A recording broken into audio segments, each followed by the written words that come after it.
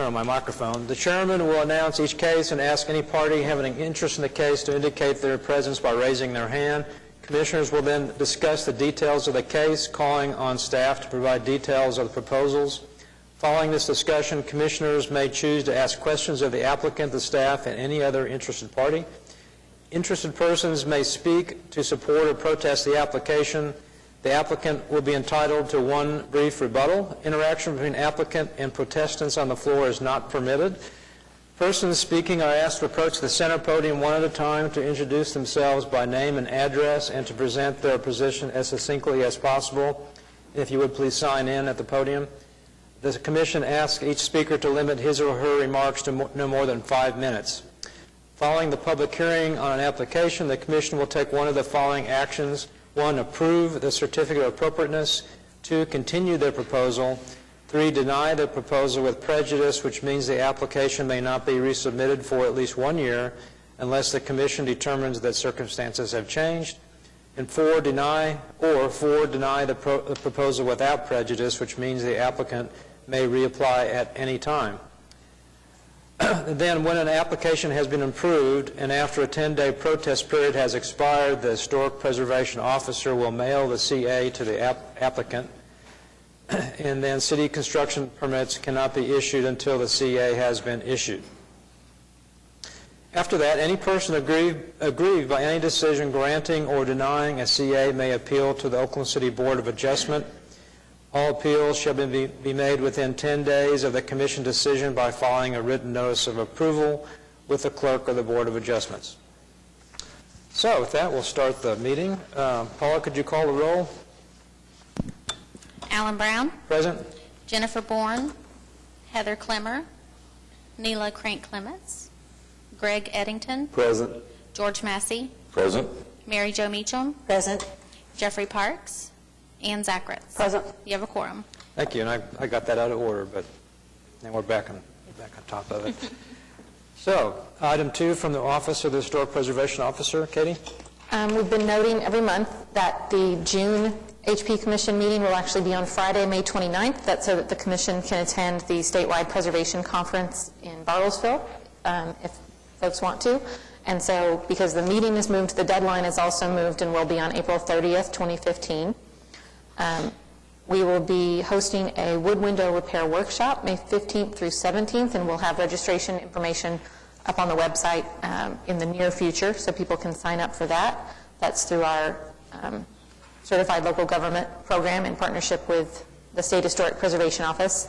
And then, as I already mentioned, the Statewide Historic Preservation Conference will be June 3rd through 5th in Bartlesville, and I'll be contacting commission members about attending. We have some funds to help with travel and hotel costs and registration if people want to attend that. That's all. Okay, great. Thank you. Now, item 3, acceptance of the minutes of the previous meeting. Has everybody read the minutes? Have any comments? No motion for approval. Motion to accept. Accept, yes. Is there a second? Second. Okay, it's been moved by George Massey and seconded by Greg Eddington. Sorry. All in favor? Aye. Aye. Opposed? Okay, minutes are accepted. Next item, code enforcement report. Item 4, is anybody here? We don't have anyone from code enforcement today. If people have questions about particular items, you can pass those along to me and we'll follow up on any of those. Could I ask a question? Would that fall into the category of a home that might be potentially used for drugs or methamphetamine? Is that something that would go there or another place? I think, I have no idea, actually. I would think that the illegal activity itself would be more of a police I would issue. think. I would think so. Yeah, and So code enforcement is agree more with of the, you could call the Action Center and report it, and they will pass it out to the correct department. I heard something about that in a Gatewood neighborhood, and I want to do something about it. Thank you. Good. Okay, any other code comments on the code report, enforcement report? Okay. With none of those, we'll go on to item 5, continuance announcements and requests. no requests and no new requests for continuances, and also no dilapidated structures or National Register nominations this time. Okay, let's go on quick. Consent docket cases, C, also none, correct? Correct. On to item D, cases for individual consideration. I'm manning the PowerPoint today as well, so bear with me if I get very confused. Yeah. And 1, HPCA 14-00239 at 316 Northwest 21st Street, Heritage Hills, Ward 6. Consideration and possible action on application by Catherine Montgomery of Preservation and Design Studio for Mark and Ashley Folk to 1, demolish garage, elective, and 3, construct garage with bonus room, elective. Okay, is the applicant present? Yes. Ashley Folk, 316 Northwest 21st Street. Okay, thank you.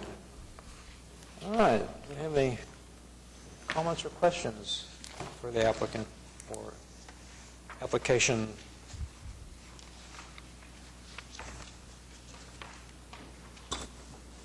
Since we have an exception to the rule, would either the applicant or Catherine like to speak to that? I'll let you speak. Catherine Montgomery, Preservation and Design Studio. Just to kind of recap what happened at the last meeting, there were some suggestions by the commission to do a little redesign on the aesthetic of the proposed garage with bonus room, and Preservation and Design Studio took those recommendations to heart, and I think that you will see those recommendations reflected in the revised drawings. And I'm happy to discuss them if you desire. Also, one of the requests was for us to conduct a survey of accessory structures and on properties nearby. So we did that, and you have the result of that attached to the back of your staff report. Some of the things that we discovered were that the neighboring property, which is one that we brought up as an example before, actually with their construction that they did in 2008 with a new garage and an addition to the house, totaled 980 square feet, and the proposal that we have before you is a total of 914 square feet. 25% of the properties that we surveyed, which were all Heritage Hills properties, which is the district this property is located in, had structures, accessory structures that together total above 900 square feet. And as I just pointed out, that what we're requesting is smaller than what the neighbor has. The combination of the existing accessory structures for the subject property is in the bottom 12%. That means that 88% of the properties in the survey area have accessory structures totaling more square feet than the subject property at the current time. Only 17% of the properties have accessory structures totaling more than, totaling 450 square feet or less.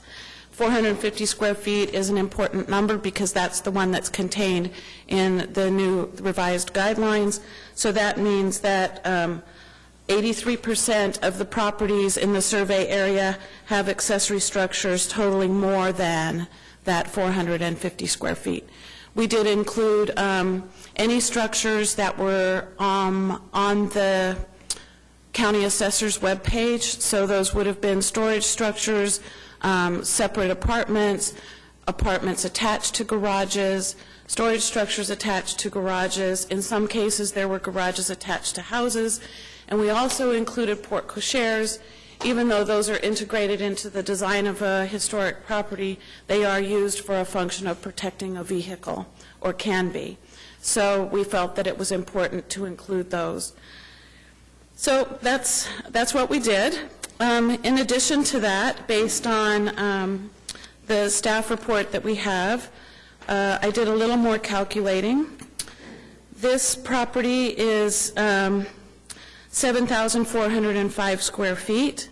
When you subtract the existing footprint of the house, the covered porch, and the existing carport and garage, That totals 1,780 square feet, which means that 75% of the lot is open.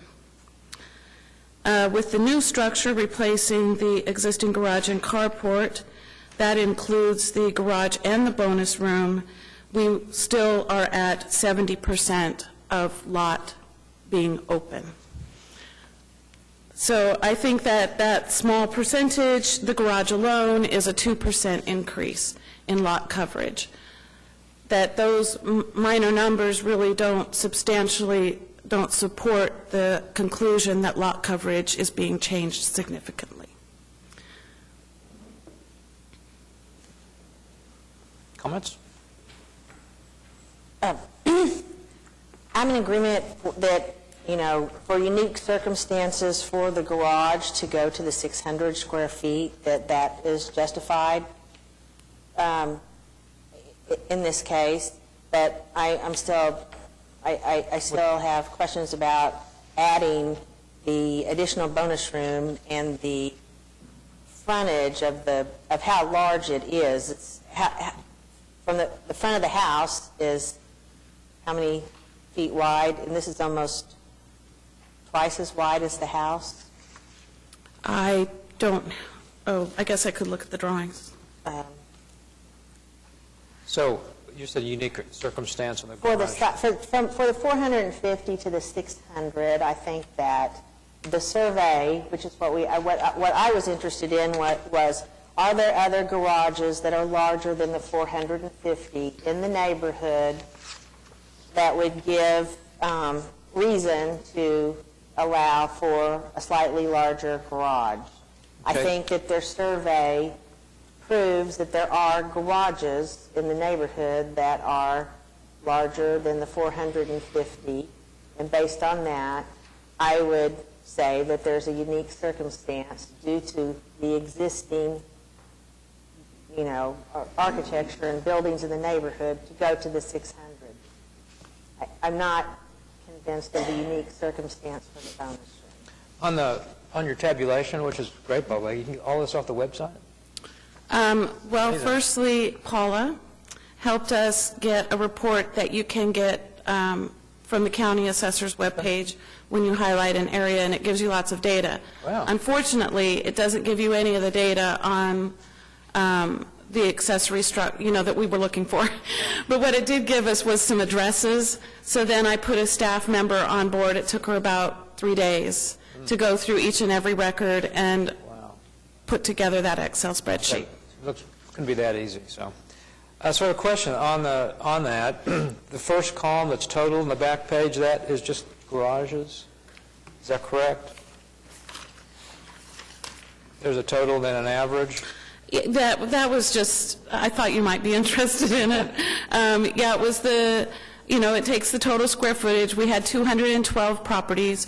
We removed, there were a few properties in there that had no accessory structures. Right. So we just felt those were anomalies, so we took those out. We could have done a mean. In fact, I did a mean by removing the lowest and the biggest, and the change was like less than a percentage point. So Those are garages, all, though. that was The garages, right column is including all other. and the other column is including all others. Okay. So the average for the neighborhood is 443, which is interesting. It's right at our 450. So the ones above 450 percentage-wise, I've lost track of some of your. Just garages, do you have that Just percentage? garages. I do, let's see, where did I You got write some that numbers. down? Catherine, while you're looking, I tried to pull some numbers as well. We got this and didn't have time to go through it in the staff report, but I'll just share a little of what staff looked at. I looked through just the houses on the 300 block of Northwest 21st Street and found that there were, of those houses, 11 of them had garages, 5 were under 450 square feet, 4 of them were under 600, and 2 were between 600 and 700 square feet. Now, that's not including, that's just a garage structure. That's not including porte cocheres and What are those numbers again? outbuildings. 11 garages, 5 were under 450 square feet, 4 under 600 square feet, and 2 between 600 and 700 square feet. So the largest of those was 700 square feet. So we're right at 600, just for the garage. So that'd be, seem to be, So that's within the Within- range for the block, of right. what's on that block of 21st. about 50% would be 600, around 600. To answer your question, if you look at just the garages, 18% of the garages would be bigger than the garage that we're requesting Okay, in the whole- survey area. Out of 211 or 12 Yeah, total. Just garages? correct, just garages. What area is this taking in? That was also included in the report. Oh, there's, okay, all right. So all the areas that are Xed, it. except for the Mesta Park properties, which are on the north side of,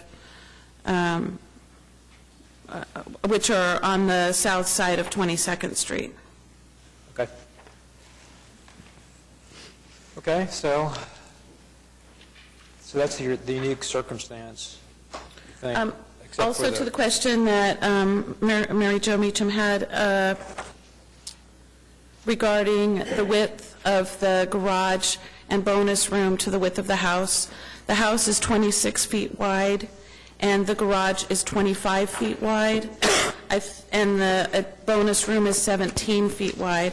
I think the more important point, besides just, how much those are to each other, is how much space is available to actually see the garage and any other construction from the public right-of-way, and that is narrower because it is a shared driveway, so only a portion of the garage will be visible and none of the bonus room will be visible.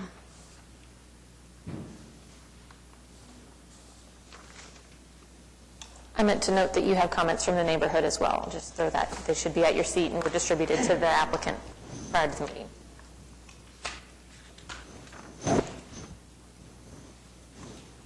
I have to say, just to go on record, I'm not really comfortable with the survey of the neighborhood process, because even the numbers that you used, I don't know anything about those properties. Some of those larger ones may have been historic, for all I know, and we have the guideline that goes up to 450, and I just really haven't heard a unique circumstance. Unless you consider this, and to me, it's not necessarily a unique circumstance because I just don't know anything about the numbers or the properties.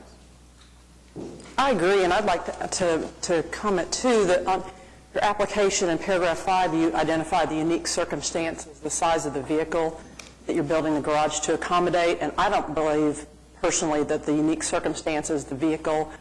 The unique circumstance is the property, and if we create a unique circumstance for everyone's vehicle, whether it's personal or a work vehicle, that flies in the face of having guidelines to begin with. I can appreciate that concern. I think to speak directly to what the guidelines do talk about is the standard size of a parking space.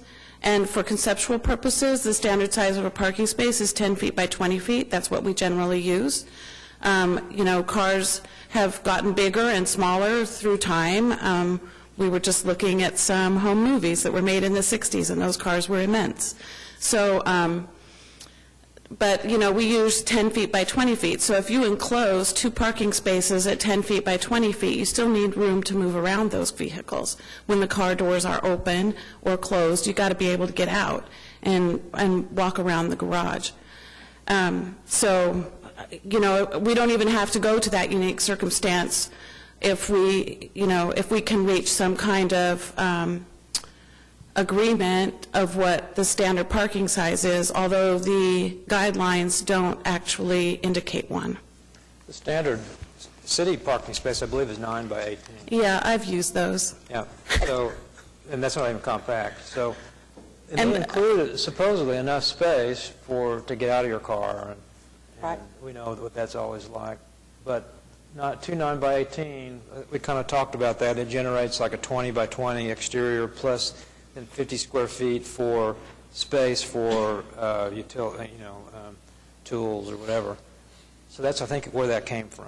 I agree. I think that, through all of the garage applications, we've continued to talk to Katie about how they got to that, and I think I mean, I feel comfortable that the 450 was a good decision, but I'm the one that was interested in looking for other unique circumstances, because I do feel like that it's possible we could have larger garages. I don't think the size of the truck, that is not part of my unique circumstance. That's why I said if there's other buildings in the neighborhood that are similar, then that would be a convincer for me. So that's why I'm saying that I would be more willing to go to a larger garage due to the fact that there are larger garages in the near neighborhood. That was my feeling as far as a unique circumstance. But the size of the car, of the person's car that lives there at the time is not. I think 450 is. Yeah, We decided it seems little, then it seems big, then we look at it again, and then it seems reasonable. So I think we think it's reasonable. So, yeah, I kind of agree. And I also think it's more important on the block or close by. We were talking about size and mass and pattern and coverage. And so Katie's figure of approximately 50%, or around 600, vary up and down a little bit, seems to be, for the garage portion, seems to be a unique circumstance, or at least helps ensure that it would fit in. But now the apartment with a bonus room. Any have comments about that? One other comment on whether it's 10 by 20 or 9 by 18. I think we need to also take into consideration that when you have a parking space in a parking lot, that there's some amount of give and take with whether there's cars and those other, the decisions on whether you park there or not is how much room you have to get out. So if you feel that there's a parking space available, but somebody really shrunk up on the line or something like that, then you feel like you can't get into that. So it's not just the parking size alone, it's the fact that it's enclosed in 4 walls, and you don't have that fudge factor that you might have in a parking garage. That's true, but when you see 20 by 20 parking garages all over, and so that's kind of a standard too. So that's how we came up with it. We talked about it at length at the workshop, last workshop. It's not simple, but I think also to take in, just since we're having the discussion, to take into consideration, if you look at the floor plan of the garage on page 11 of 59, we have 9-foot wide doors. And, we've seen garages that might have a smaller space in between the 2 garage doors. I feel that proportionally we need to have about 2 feet between those just to be able to construct it and then have enough room to put some siding between the trim. And then likewise on the corners, enough room to have the trim and then have some siding that actually gives you a facade. we talked about the double door issue too. Right. That was discussed at the workshop, that we would consider a larger garage if the 2 single doors were used, which in this case you are. So really, and my thoughts is, 1, there's larger garages on the street. Katie's verified that.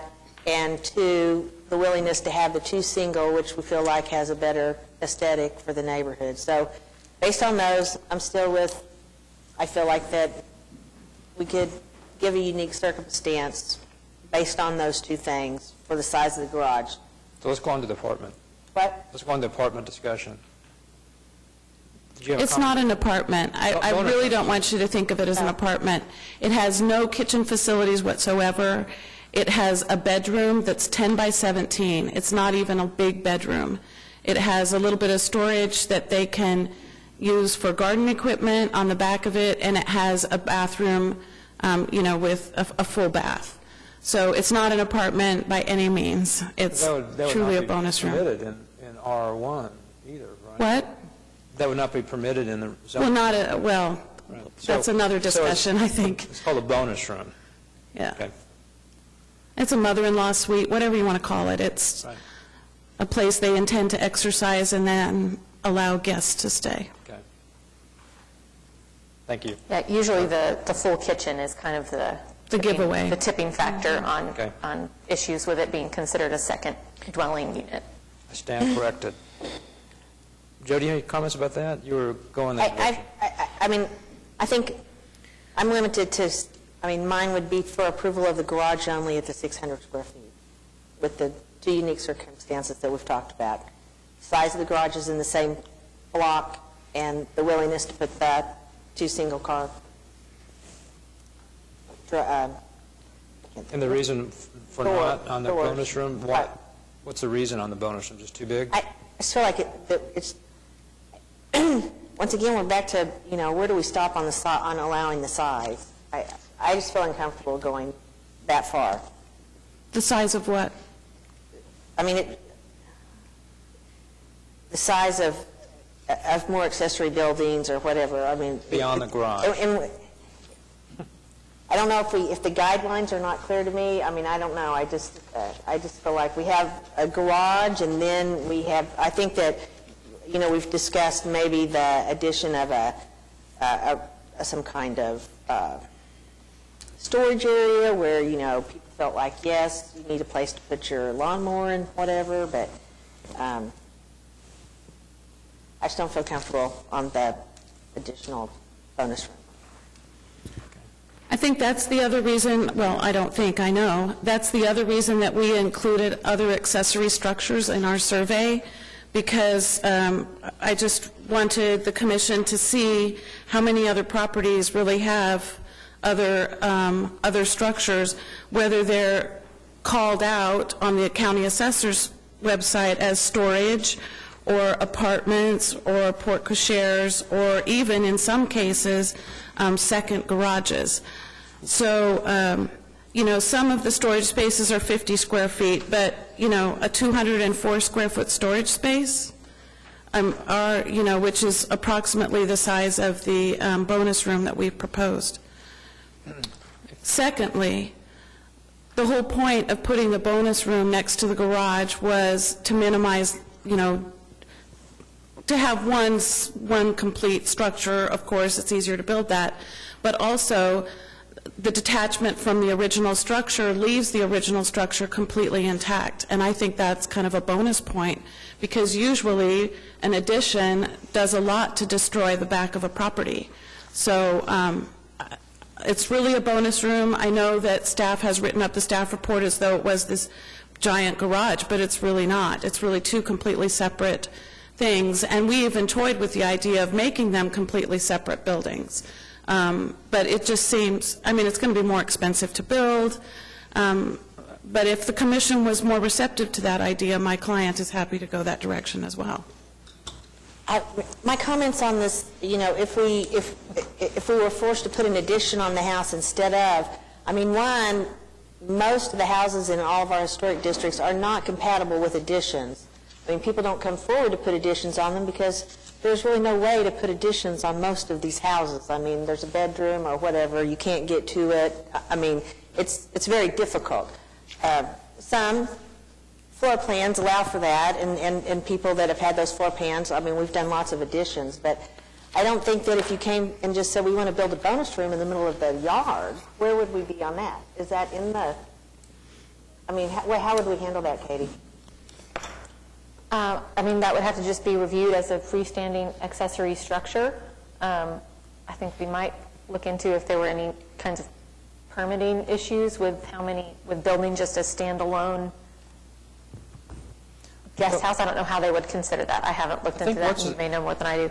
I think part of the issue is the size of the garage, and part of the issue that we've talked about with garages and with many other accessory structures is what it does to the kind of built to open space ratio, and where were accessory structures located on a property historically. So when you start adding new features in the yard, that alters those characteristics. Obviously, visibility is a factor, but I think that's how we would. I mean, and I'm in agreement, you know, it's not visible from the street. I don't think it would be visible from the street. It's just the overall size. I don't think that, I don't see how, I mean, it's kind of like permitting an extra bedroom in the middle of the backyard. I don't, it doesn't seem like a historic use, and it seems larger than most kind of shed-type things that would be attached to a garage, whether there's already things in other people's backyards. I was just going to mention that it seems like on the total structure beyond the garage, the objections kind of revolve around the open space issue or lot coverage.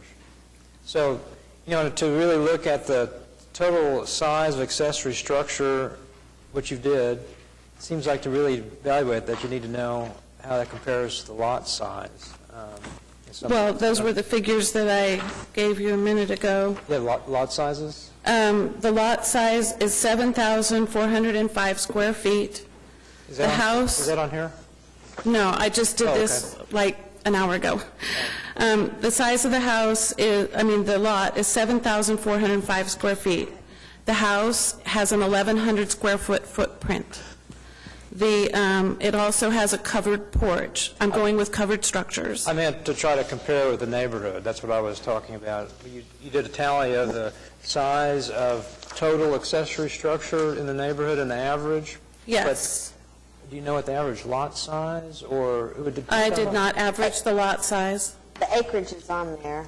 Yeah, but that's, I'm saying that each one depends on open percent of coverage per lot, and it would vary. That's the thing that we're trying to evaluate, I think. But I will note, and you can note that on the page that has the purple line and the yellow line next to each other, that the house next door has a 452 square foot addition, which is almost, which is significantly larger than the proposed accessory structure. That's the house to the west. Correct. There's a large addition for that house, a bungalow. But yet, you don't even see it from the street. No. And, our client can barely see it because there's a 6-foot fence in between.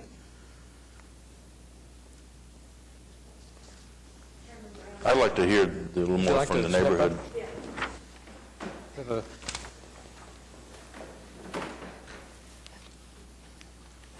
Marva Ellard, 1521 North Chartel. The Heritage Hills Preservation Review Committee met on Monday and talked about this application and had a couple of comments. I can't write and talk at the same time. It's all right, take your time. We're all appreciative of guidelines and standards because I think one thing that the neighborhoods would like to see from the commission is consistency. And so if we have standards and we tell our neighbors that these are the standards and then applications come in that vary from the standards or don't meet a guideline, then it seems like we're off into that nebulous world of what will be approved and what won't be approved. I called Katie Monday to go over a couple of things with her, and just halfway jokingly, I asked if I could talk to the staff person in charge of the garage division, because so many garages have been coming to the commission in the last few months, and so it's obvious that it's something that's important to the residents and the neighborhoods. We want to give people a serviceable garage to park 2 vehicles in. We decided not to fight demolition requests on 1-car garages if people were building back 2-car garages that accommodated their cars. And now we've gone from cars to bonus rooms to all these other things, and it seems like the discussions about garages. Now, when we lived in Mesta Park, our garage had what everyone called a maid's quarters on the side.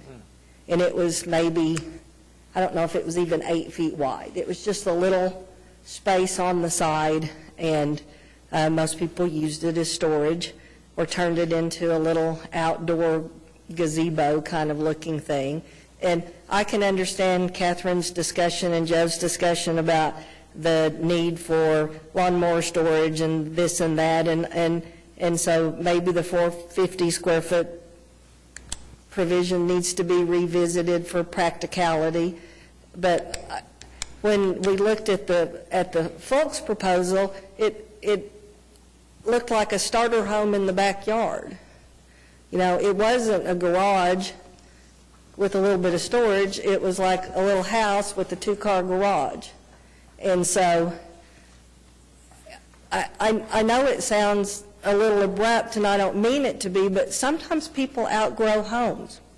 And so we can't make houses always fit what people want them to be. Sometimes they might need a different house, but we can give them a two-car garage.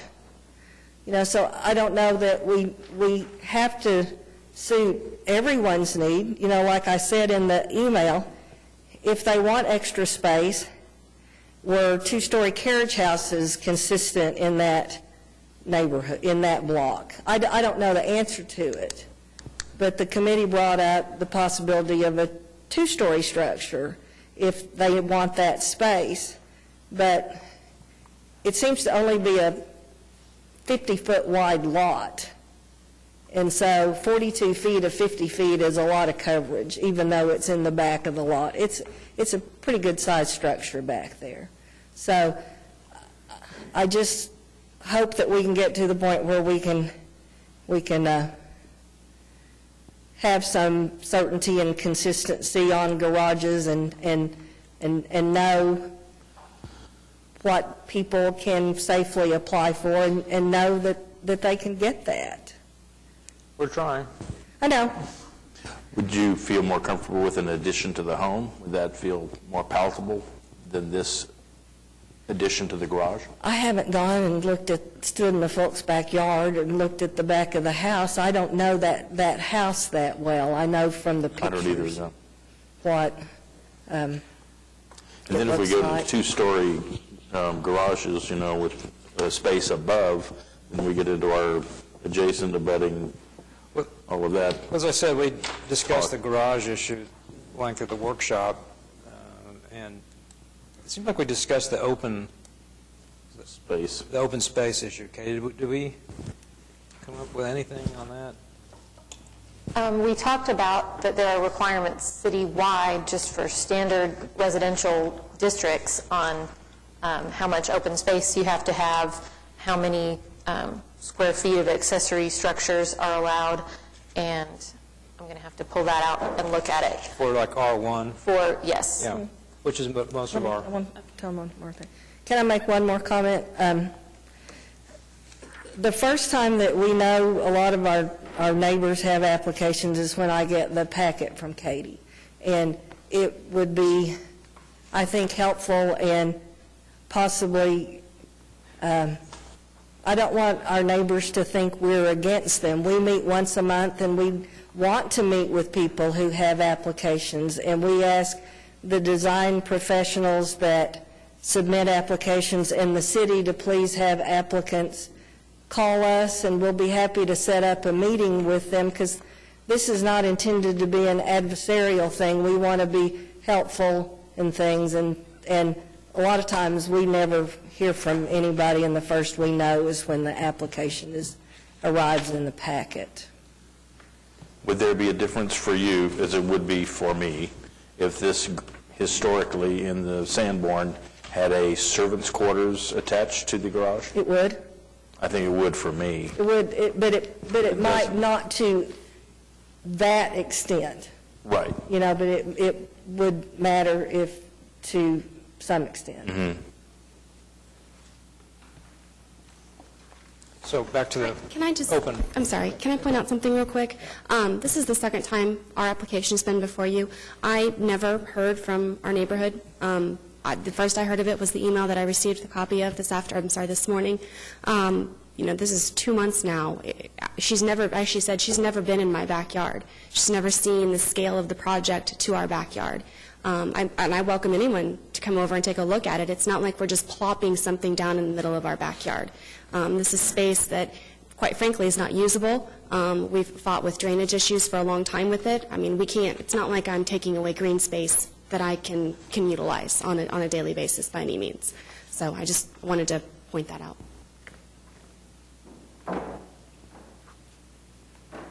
So, like- I have in front of me the ordinance section that points out the size of accessory structures in other places besides the historic And the districts. coverage issue, the open space, yeah. For lot sizes less than a half an acre being around 22,000 square feet, the maximum size of lot coverage of all detached accessory structures shall not exceed 1,000 square feet.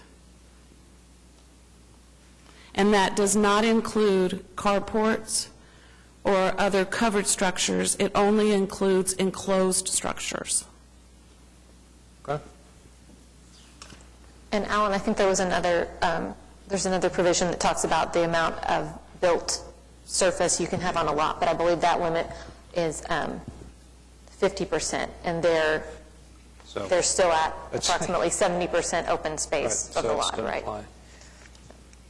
We've talked about adopting some of the R1 information into HP because with HP, R1 it replaces R1. But keep in mind that's less than a half an acre. So obviously, this property is less than a half an acre, Right. as almost all the properties, well, I assume almost all of the properties are. And 1,000 square feet is R1, accessory structures, 1,000 square feet, whether your lot is 5,000 square feet or 22,000 square feet. and no more than 50% lot coverage.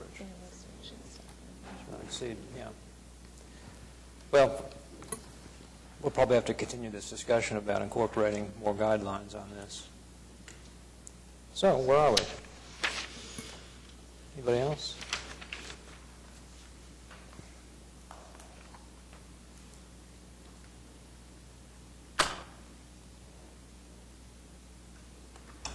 While people are thinking, I have had a couple of numbers that I pulled, and, I think you could study this data for a month, and you could analyze it in a wide range of different ways. I was trying to just think of, all right, what would the other things be that I would want to know?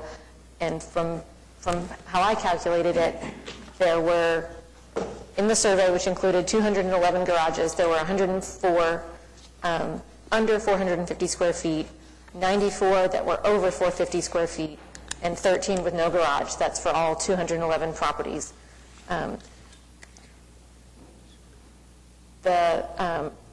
There were 51 out of the 211 that exceeded 900 square feet, so about 25%.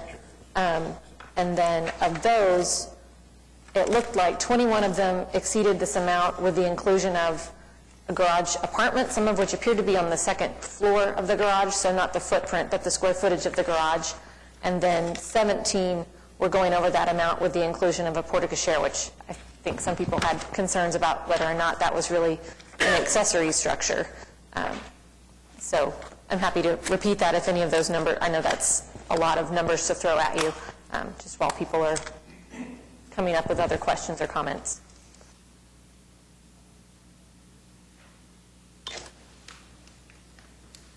I asked Rita if the 450 number specifically said garage or did it say accessory structure?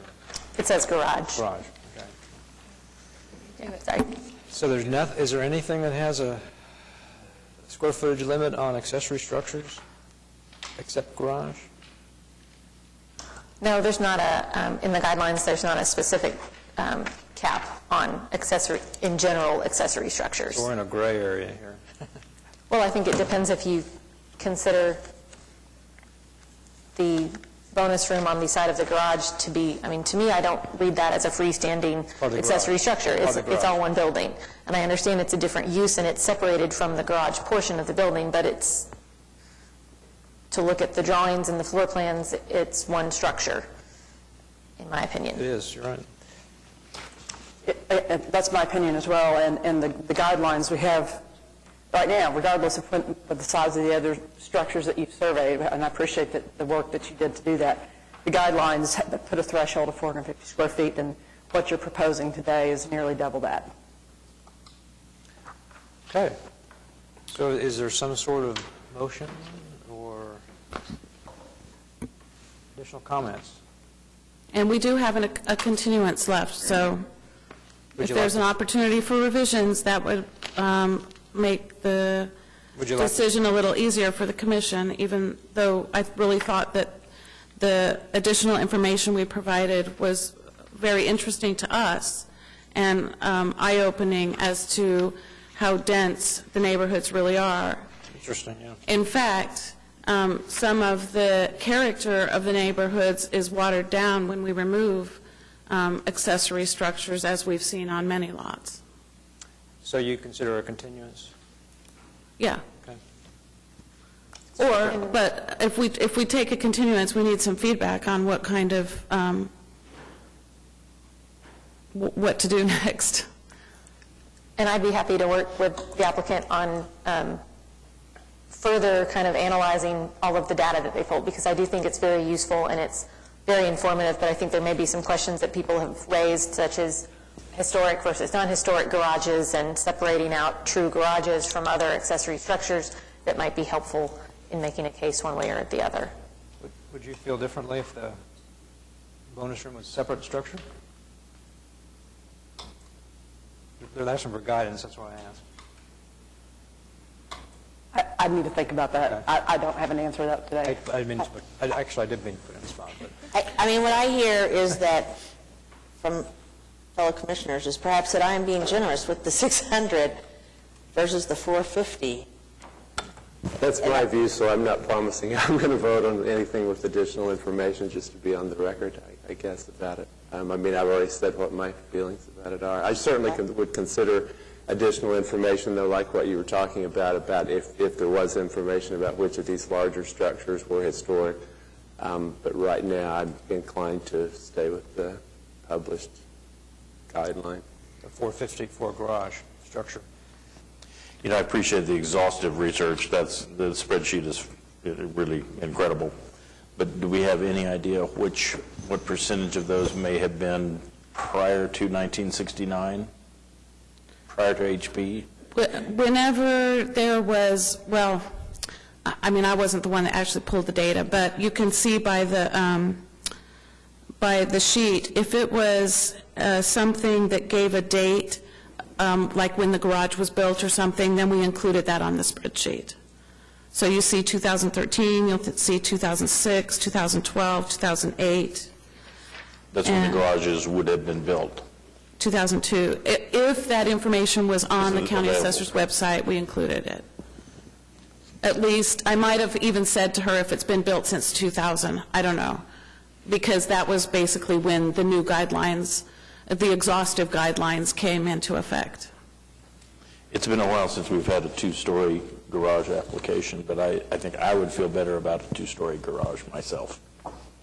On this, You know, it's on this interesting front. that you say that because, as you know, the guidelines do limit two-story garages if there are adjacent garages or adjoining garages or nearby garages that were two-story or historical evidence, which we did not feel that there was.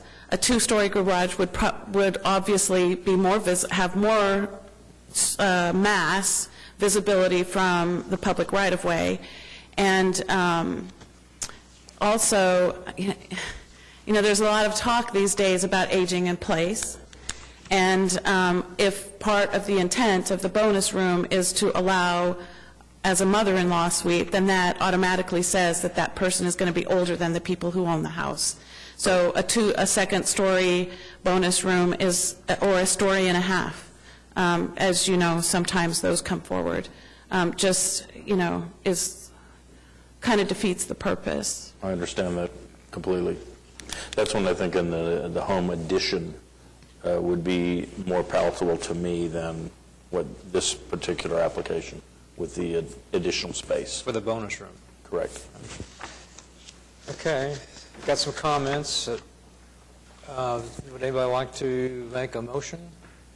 Sounds like continuance would be acceptable. Maybe not. Catherine, would you prefer continuance to April or May, if that's the... We always prefer May because we're really busy and we need to be able to serve our clients well. You know, the 2 months. Also, is there a consideration where we could get approval for the garage today and continue the idea of a bonus room, whether it's an addition or addition to the house or an addition to the garage? So now we're back to the 600 square foot garage.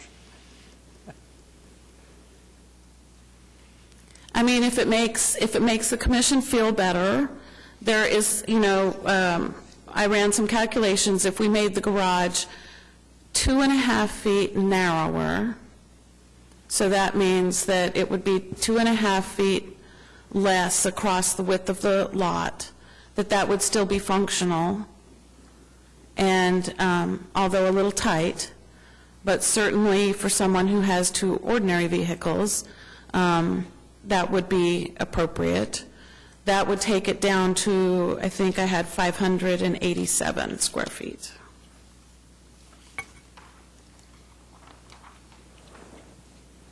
Oh, sorry, 562.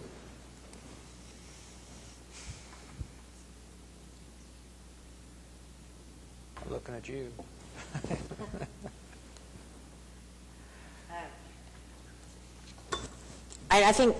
Personally, you've heard from me, I can't speak for anybody else. If you want a continuance to come back based on, what you've heard so far, I'd be glad to make that motion.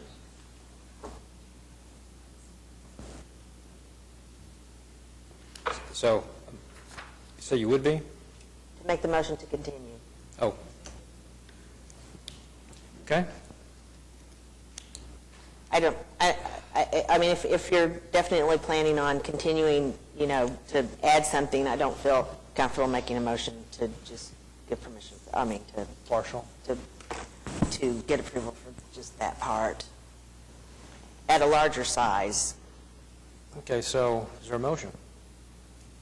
I move to continue HPCA 1400239, items 1 and 3, with the specific findings that additional information is required. May 6th. To May 6th.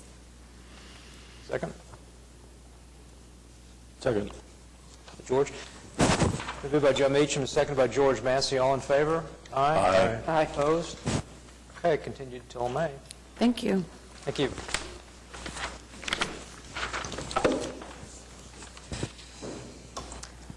HPCA 15-00017 at 713 Northwest 19th Street, Mesta Park, Ward 6. Consideration and possible action on application by Ty Brown of Advantage Remodel, Inc. for Kenny Holloway to reframe opening to historic size, elective, 2, replace front door, elective, 3, replace side lights, elective, and 4, remove and reinstall trim and siding at opening, elective. Okay, the applicant present? Applicant's not present. Any comments? Katie, if you talk to the applicant.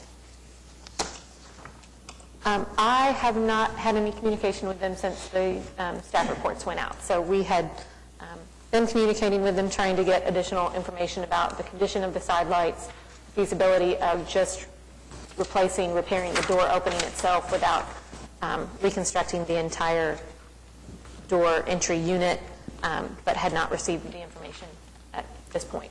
I would make a motion to continue if you will tell me which date. May. I would say May again because they're not here and I have to cut them short. I move to continue HPCA 15-00017, items 1, 2, 3, and 4, with the specific findings that additional information is required from the applicant in order to determine whether the action is consistent and, is that it?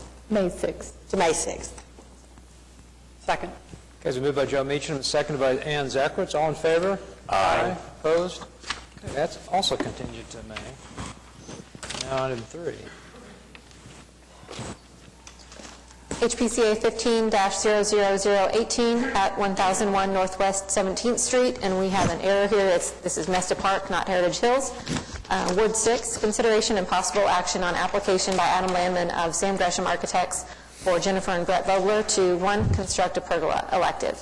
And you have comments from the neighborhood as well as several comments from neighbors on this application that were distributed prior to the meeting. Oh, Adam Landman. did you sign in, Adam? Did you sign in also? Oh, do we sign in now? Yeah, please. I'll do it.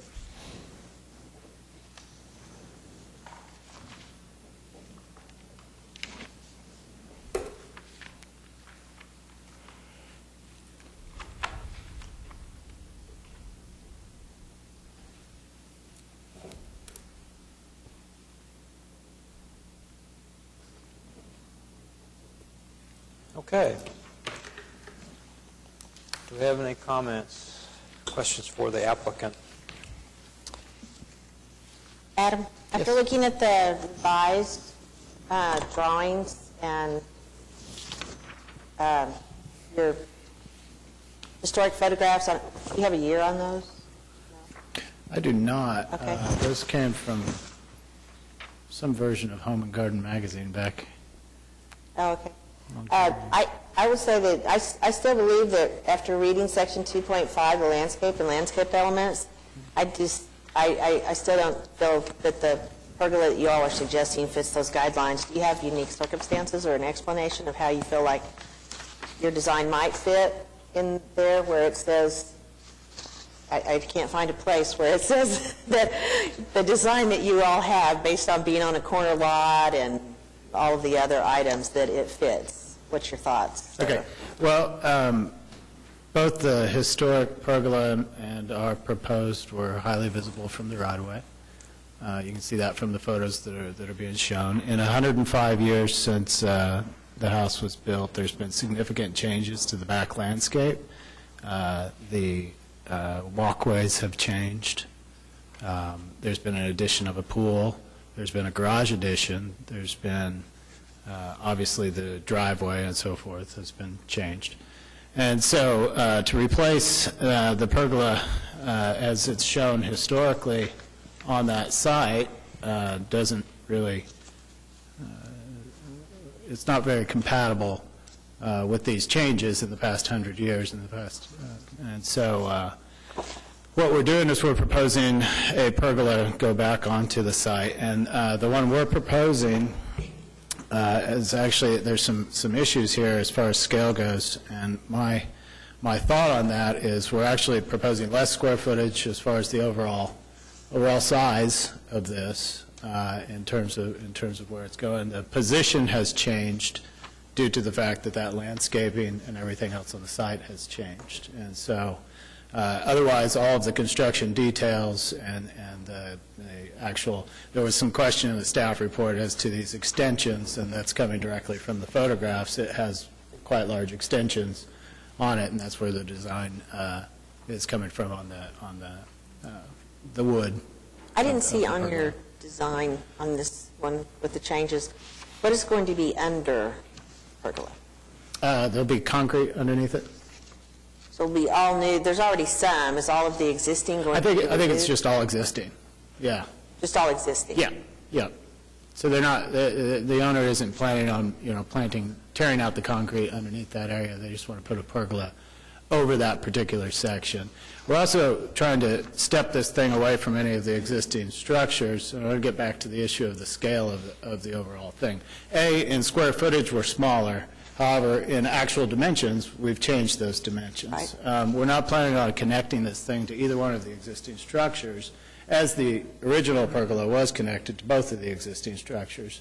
We're doing that based on the idea that obviously this could be removed at a certain point by any other individual coming into the site. It really doesn't become a permanent feature of the site.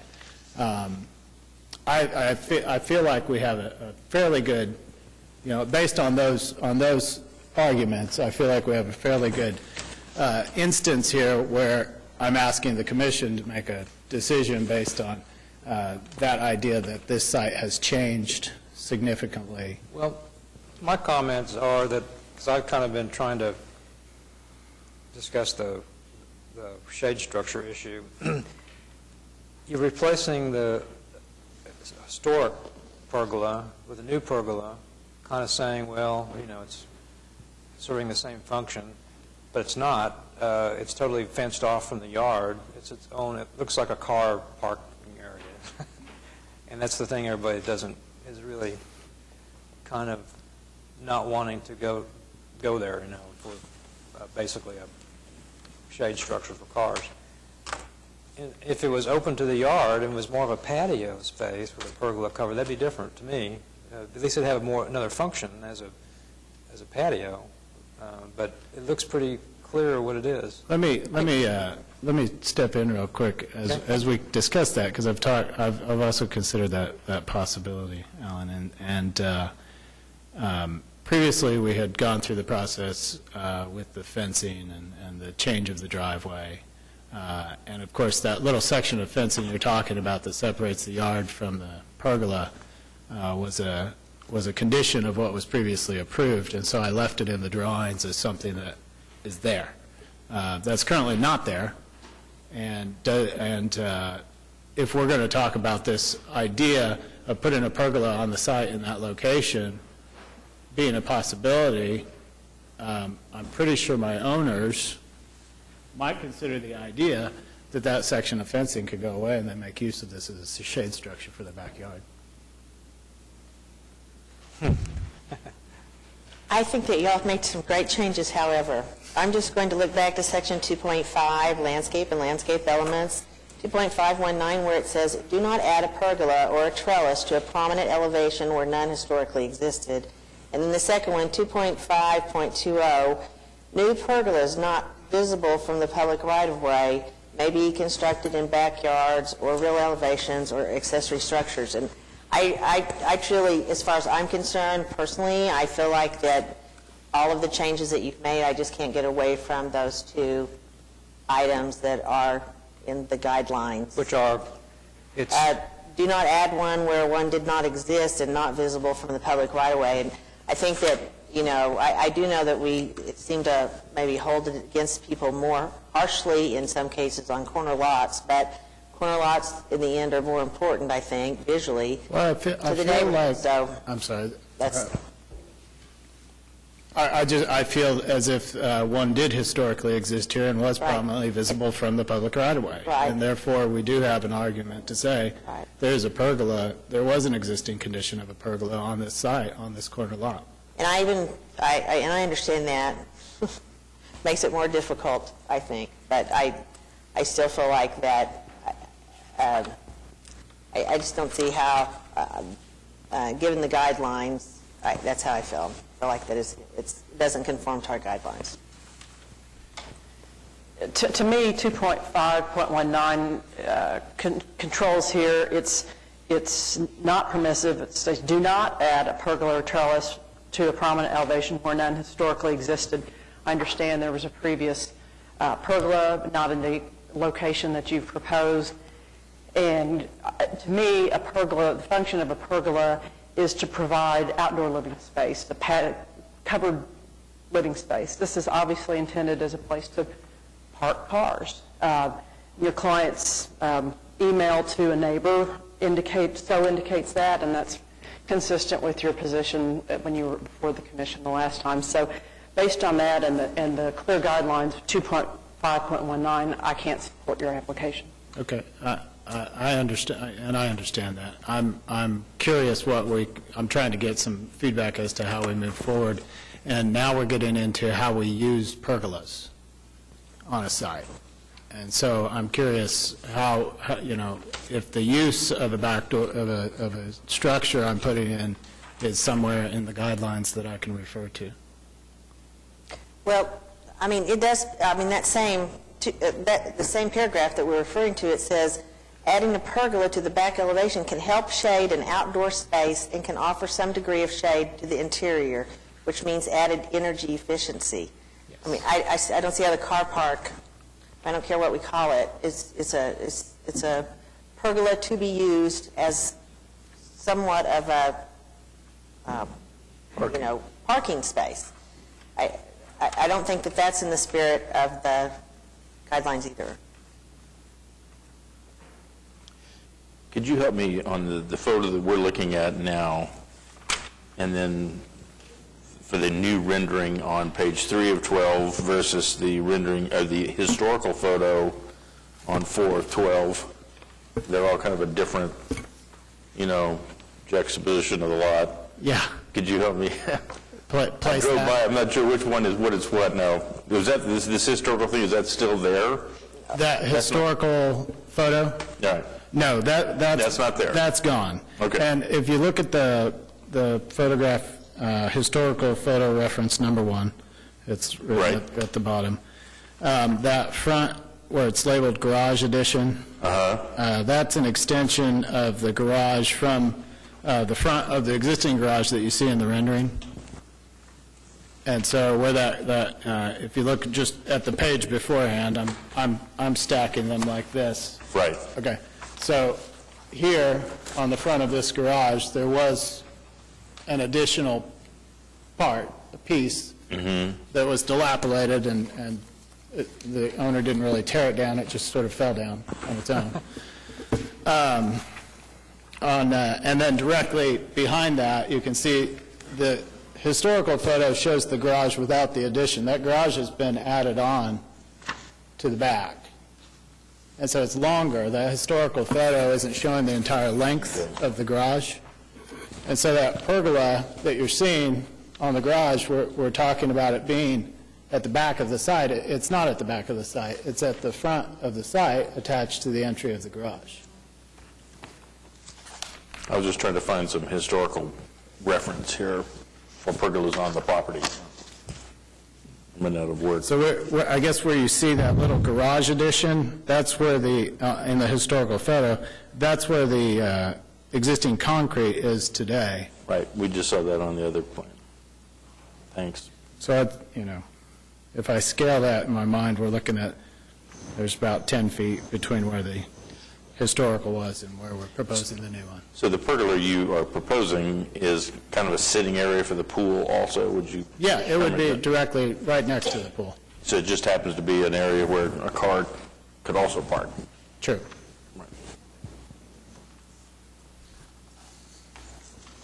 Because I like the overall design with this fence, I think it's fabulous. The neighbors have been very positive about it. Yeah, that's really very nice. Okay. More comments? Is this a new item? Yes. Okay. Is there more comments, or?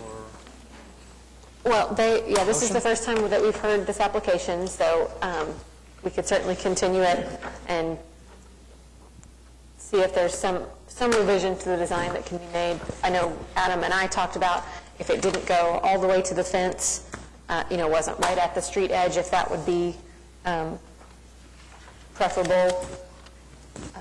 I do think what I'm hearing is for people, it comes down to just the location of it as proposed doesn't read as a historic landscape feature, but I think we could certainly continue it, and if they want to pursue other Well, and I feel options. like if it's an issue of, and here's where I'm coming to the final conclusion, if it's an issue of the scale, which you're shaking your head no, but that came up in the report, it is an issue. And you corrected That that. is an issue in the staff It's- report.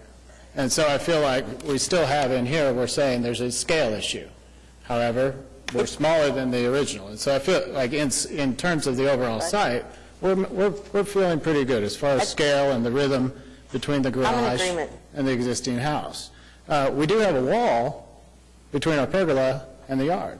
That can go away. That's not even built yet. I'm happy to take that away. That way, whoever has this area can use it as a shade, which it is. It is a shade element. It also would provide a walkway between the garage and the extent of the pool, a patio area for the pool. I'm in agreement with all of that. I Okay. just still think that it comes back to, we are trying to approve a carport that has been designed to look like a pergola, and it's just not fitting in it is a pergola. I mean, it looks like a pergola, but it has a pergola-like shape. It fits the guidelines for a pergola. It's 8 feet to the bottom. It's 9 feet to the top. Exactly. It doesn't attach to the building. It has historic references. I'm in agreement with all of those things. And if it wasn't an historic district, I'd be going, hey, great design. I just don't feel like it fits our guidelines. I feel like that it is a carport disguised as a pergola, or designed as a pergola. I don't feel comfortable, and I don't think the people in the neighborhood feel comfortable trying to present, I mean, we turn down great designs all the time because they don't fit the guidelines. Great design is not, I mean, that's what we're trying to avoid. What Ms. Ellard was saying is that we're trying to be consistent and stick to the guidelines. And it's not easy because This I is a think unique we've all made great circumstance. strides in the Is there a design. unique circumstance that you could offer? Well, the What? unique circumstance I'm offering here is that we're doing our best to replace a historical pergola on the site where the conditions of the site, due to landscaping, the addition of a pool, the addition of a garage, that in the last 100 years, there's been significant changes to the site. So therefore, to put a pergola back onto the site where one did exist, we're changing the location. I would vote to approve if you didn't put an access to cars to the pergola. Then it would be a pergola. If there was no access to it to park under, and it was like it was today, I mean, I would consider your arguments. But parking the car under it, to me, is a problem. Comments on this side?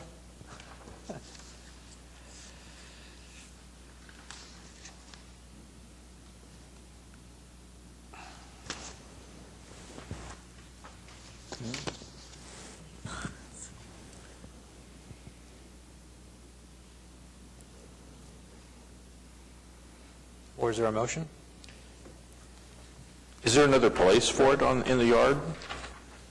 So it wouldn't be construed as a parking area also? I mean, with that? Not with the scheme we're proposing, not with the pool, and that is the argument. There isn't another place for it in the yard. There's been significant changes to the landscaping from when the original pergola was built to today. And so to replace a pergola, we're going to work with those significant changes. And that's just the nature of what we're looking at here, which is, we can't replicate this photograph due to the changes over time.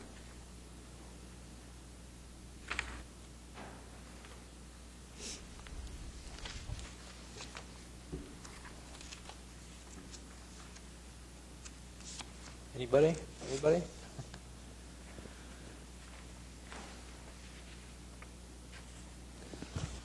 Would it be of assistance to continue it again? I don't know if that would, we have anywhere else to go. I'm not really hearing any recommendations as to why. I mean, I understand that we're opposed to the use that's being implied. That's the only thing I'm getting from the commission right now, is that you're opposed to the use that someone might use this pergola for. Is that the intent, to park? I do assume that a car could be parked underneath it. Well, I was looking at the... A lawnmower may be placed underneath it. Also, children might go out there and have a picnic underneath it. Looking at the plan, and the column spacing is 8 feet, which is a little tight to park a vehicle. It's a little bit tight for a vehicle, I agree. So that's one thing. You'd have a difficulty parking. That's what I said. If it was not accessible to cars from the back, then it would be, I don't understand how we could possibly do that without taking away all of the parking on the side. Well, If it was designed such as a car couldn't park under it, with a column spacing, it'd be difficult. It's still visible from the public right-of-way. It's true. On a corner lot. I'm trying to get past the car issue. We're not. We're not. But there's also those other ones from the guidelines. It's visible. And what's the other one?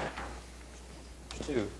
New pergola is not visible from the public right-of-way, may be constructed in backyards, at rear elevations or at accessory structures. This is quite visible from the public right-of-way. As the historic one was.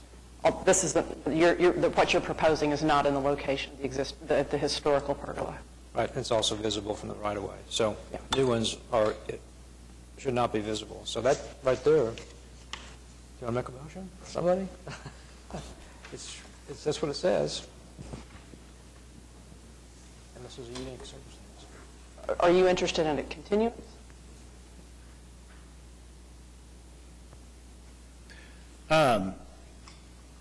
Well, I guess I have to defer here to Katie. We spoke on the phone about this prior, and obviously both of us immediately cited the exact same thing you guys are citing, which is it's not in the same spot.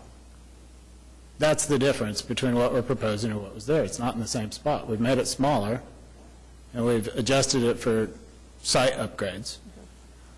But other than that, I've done everything I could possibly do to put a pergola on the site. I don't know what else I would change. My thought would be to continue it, and we get together in the very near future and see if there's anything else we can come up with. And if there's really nothing else that you feel like is worth proposing or that your clients want to have considered, then you can withdraw. But I would, since it doesn't sound like anyone's going to approve it, I would take the continuance, yeah. I would rather have the continuance than not. So. Okay. Motion? I move to continue HPCA-15-00018 to the May? April's fine. To the April 1st docket. Okay. Second. Okay. Moved by Ann Zackert, second by George Massey. All in favor? Aye. Opposed? Okay, continued to April. All right, thanks. HPCA 15-00019 at 1420 Northwest 36th Street, Putnam Heights, Ward 2. Consideration and possible action on application by Colin Fleck for Jacob and Claire Reynolds to 1, construct dwelling elective, 2, construct two-car garage elective, 3, install driveway and sidewalks elective, and 4, install fence with driveway gate elective. This applicant has been before you previously, but this is a new application and a new design from what you saw the last time.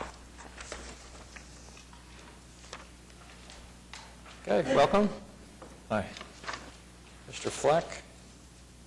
Are you... Hi. State your name. Yes, Colin Fleck. Move this up a little bit. Any questions for the applicant? Are you fine with the conditions that are in the staff report on their proposed recommendations?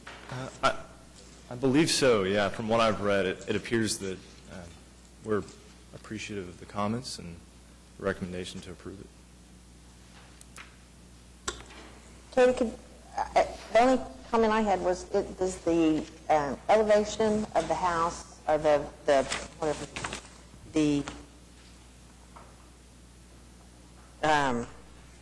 foundation, did they make the changes to the foundation that were recommended at the last meeting?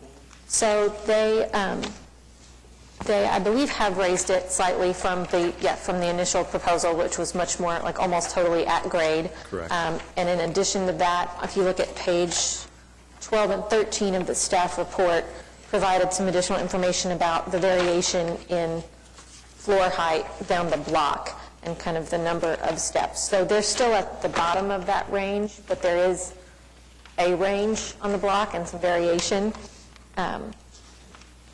And staff felt like it was, so it has the number of steps up to the front porch and then also the overall height of the structure, and felt like it was within an acceptable range along the street. And then the windows that you're talking about are the ones located in the half attic that you're recommending for 1/1 versus a 4/1? To make that clear. Yes, there's one that is on it's on the west elevation in the center, second floor, one on the east elevation, and then... Those small ones? Yes. There's also a window by the back door that's got a 4/1, and I don't remember now if we called that one out or not.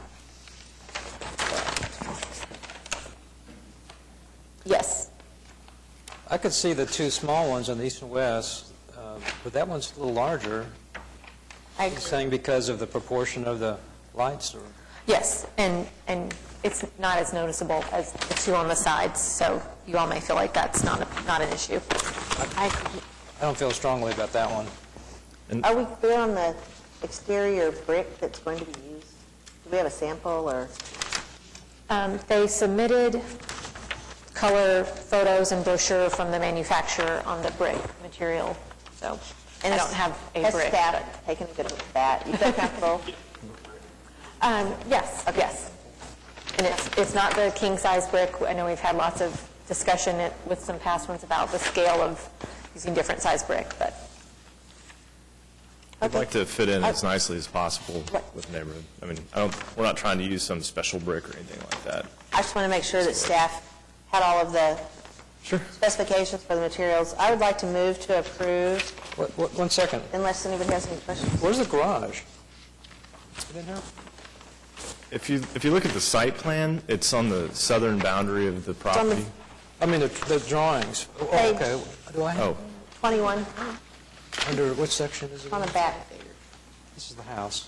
It's on the back of the house. The very back. Ah, there it is. Lots of drawings. They look good. Thank you. Simple. Okay.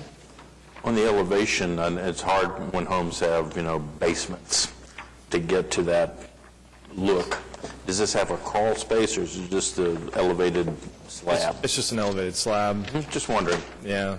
Just For new construction, that's probably the best thing anyway, I would think. Yeah, and I think our builder prefers to use post-tension slabs, so we're not going to do any kind of crawl space or basement. No. Too cost prohibitive. For sure. As well. And this is a rebar, is it all of that for slabs now? Yeah. That's a good thing I've heard. Yeah. I think it looks Comments very on nice. on the height of the elevated slab being 14 inches? I mean, yeah, 14 inches. I know that some of the older homes have higher steps, more steps, but they also have basements and crawl spaces. And again, going back to cost, just trying to elevate it as little as possible with still achieving the desired effect of raising the porch, raising it up off of the ground just a little They're bit. 3 feet of concrete and gets pricey, right? I think our suggestions are just from experience that we've let other houses go into the neighborhood, and it is distinctly different when it sits lower. Right. It gives that new house look, and we just want to avoid that, to go through all of this and then have it look too squatty. Yeah. So what was your comment? Did you have a comment? I was just finishing that. I just want to make sure that we're all comfortable with the foundation. That was my really only question on the whole thing. Yeah. Understandable. What were you recommending? Question it again. Yeah, what were you recommending? I must have missed it. Are you happy with the Elevation. elevation? I've, Do you think that it's like Katie said, they did do a survey, it was the shortest one. I was just kind of relying on staff at that point.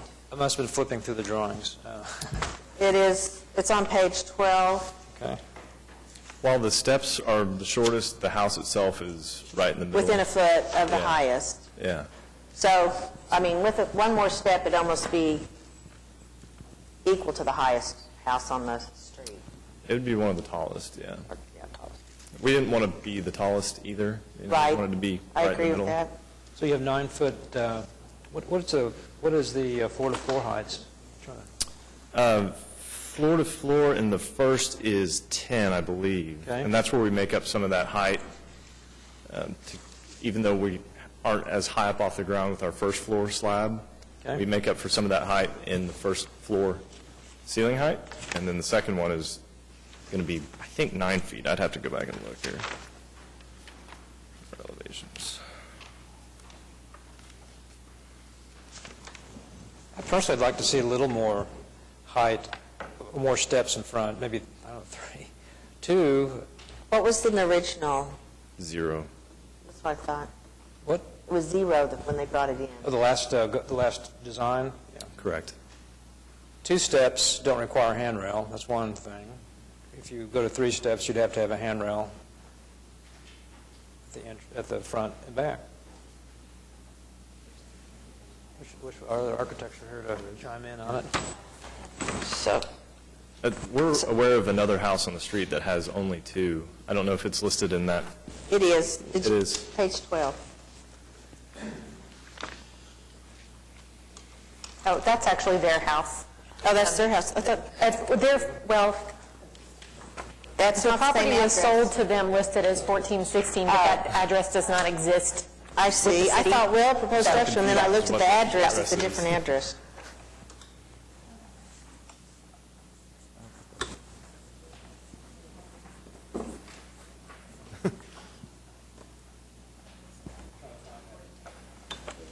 That summary. Well,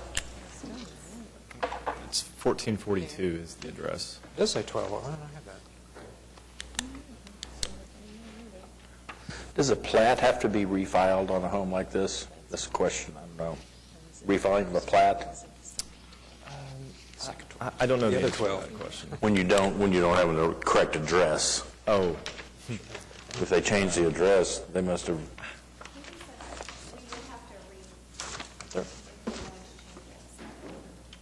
We would have to refile to change the address, right? But is that what you're asking? I'm not Sorry. suggesting any, I would just... Oh, yeah. That was a question. I didn't know whether you had to...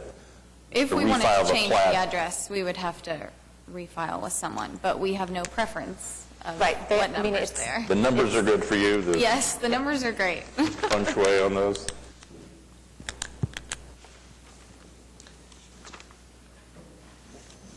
Okay, so which way the other architects would offer input, but to me, 3 steps would be a little bit more in keeping. Also, the survey was 3 was a minimum. right, I mean, I looked at it, I would prefer more steps, but when you give the height of the house, I'd almost rather have the height of the house be smaller instead of end up being the tallest house. It's very close at this point, so I understand that was my one concern, but it was addressed from the last time. I'm more concerned in the height of the house. I'm more concerned about the vertical facade than I am about the peak, because it's, the vertical facade, if it's 10-foot floor to floor, it's fairly typical. Maybe the bottom floor would be 10, and the upper floor might be 9 or something like that. That's another thing to consider, to keep the height down. But it's the elevated first floor that's really makes it non-suburban. well, yeah, So- sure. Do you have a suggestion? Do I have a suggestion? We would prefer to do the minimum possible just for costs. The additional brick, coursing that we'd need to be doing, but if we're going to come down to that and say that's the thing that's going to get us past is if we need to do 3 steps instead of 2, if we could approve with that in mind, we would accept that.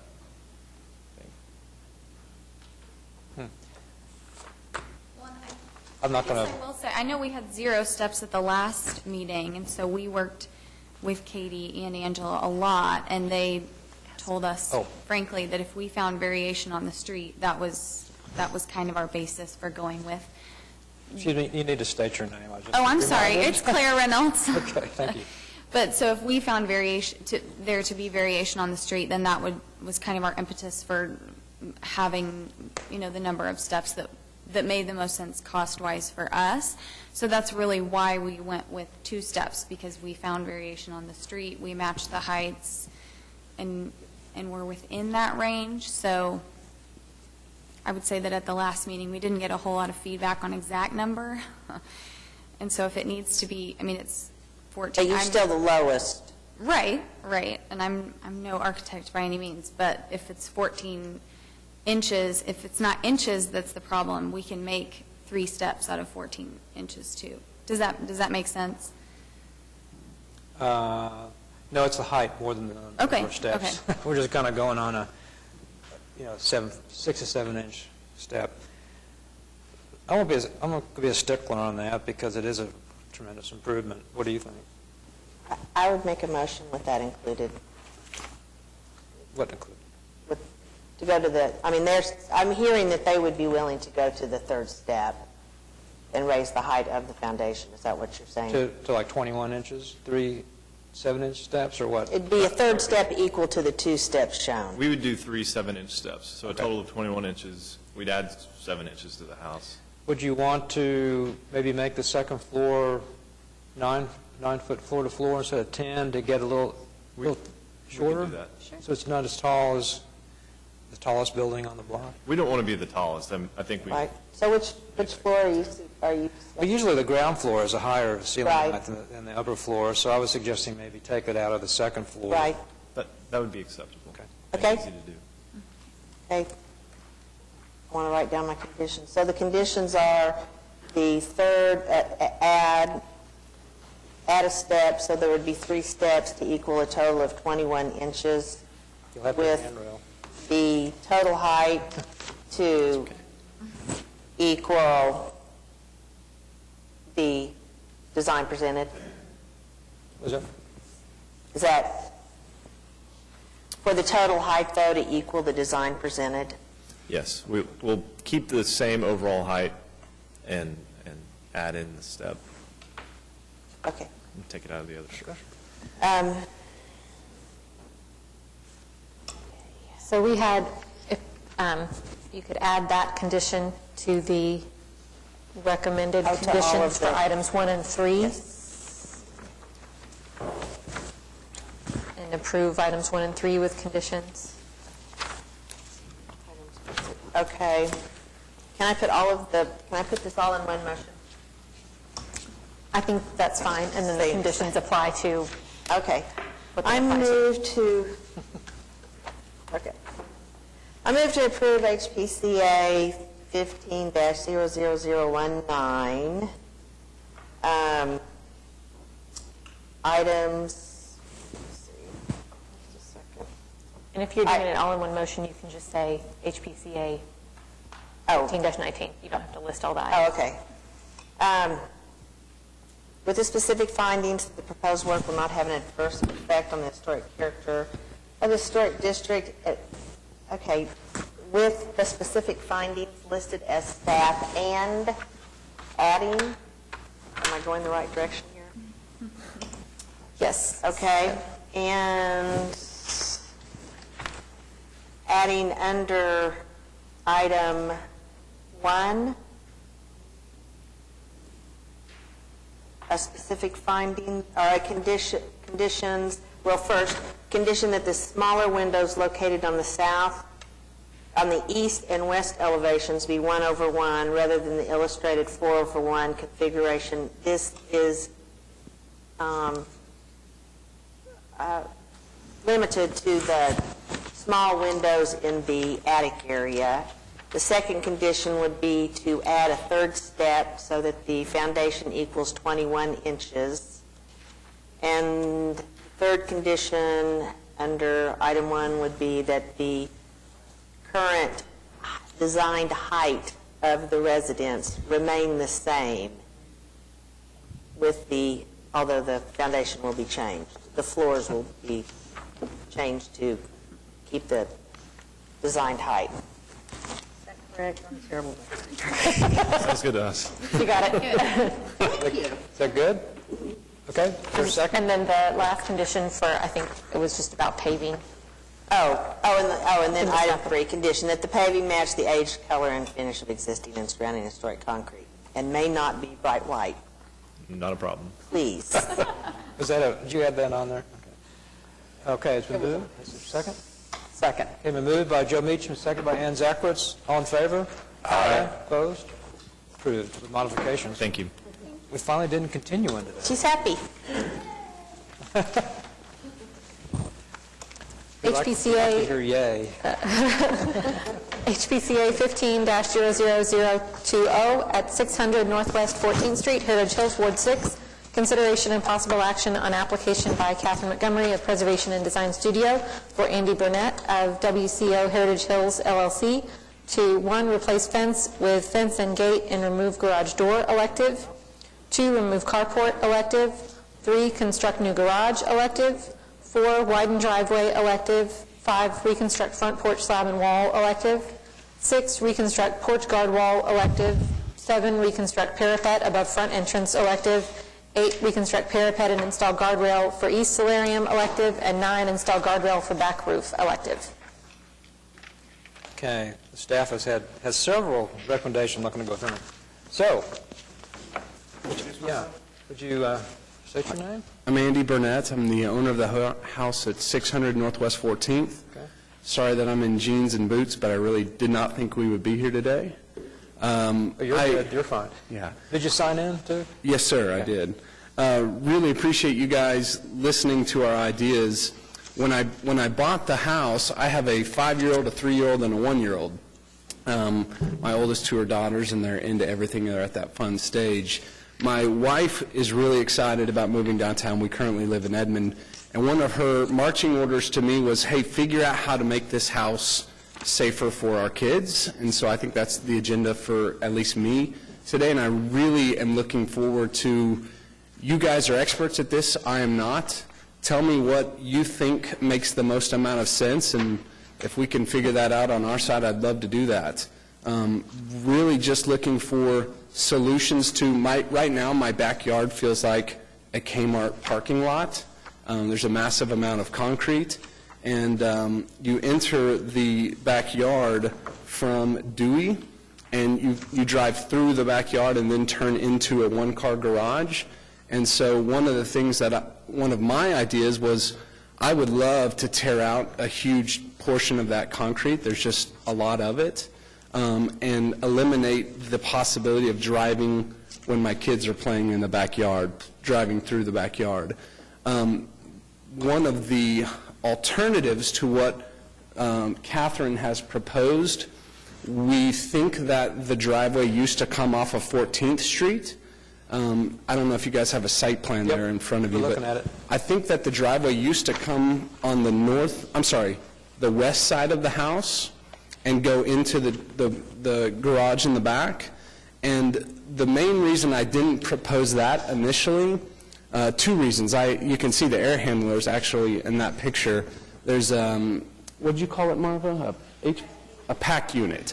Sorry, I don't understand what a lot of that means, but apparently the pack unit is expensive and not the easiest thing to move. The bigger reason for me was there are a lot of beautiful trees along that side of the house, and I didn't want to start off with my neighbor tearing down all of the trees in between our house. I thought that might upset him. And so I thought this was a creative solution, because the neighbor, what is that, due east of me, has what I think we're proposing on a much bigger scale, doing a very small version of that, and then that way we don't have any cars going into the backyard, and tearing up all of that concrete and planting grass and reclaiming the yard and not having to mess with the trees. Was there ever a driveway on the east? We believe that there was. West. West side? Yeah. We believe that there was, but we have not found anything, we haven't found any pictures that would show it either way. Is that correct, Catherine? What's the distance between the house and the property line over there? Catherine would probably have to be the one to answer Curious. that. Do we not have a Sanborn map for this house? We have not provided one. I'm sure there's one available. Staff, I know the staff reports used to include those. I don't know.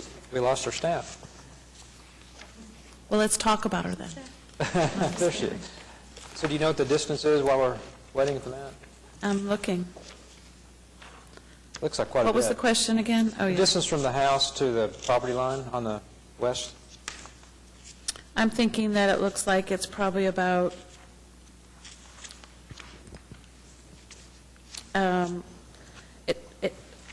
I've been back there, and it feels like it's less than 20 feet. I think we took that measurement. Well, if that existing driveway says it's 11.6, it looks like about the same. So it looks like 10 to 12. Some of those trees are not good trees. They're the Bradford pears, and so I wouldn't at all mind losing those. They're nice and tall, so they provide the afternoon sun. But there are a couple. There's a live oak, and there's a couple of really nice big trees that have been there for a while. Those are the ones that I didn't want to take out Yeah, there you go, you can see that. And then you've also got a lace bark elm, I think that we would have to take out as well. Wow. And I haven't met my neighbor, we just bought it a few months ago and we're in the renovation, so I haven't talked to him or her to see if that would be something that would be favorable for them.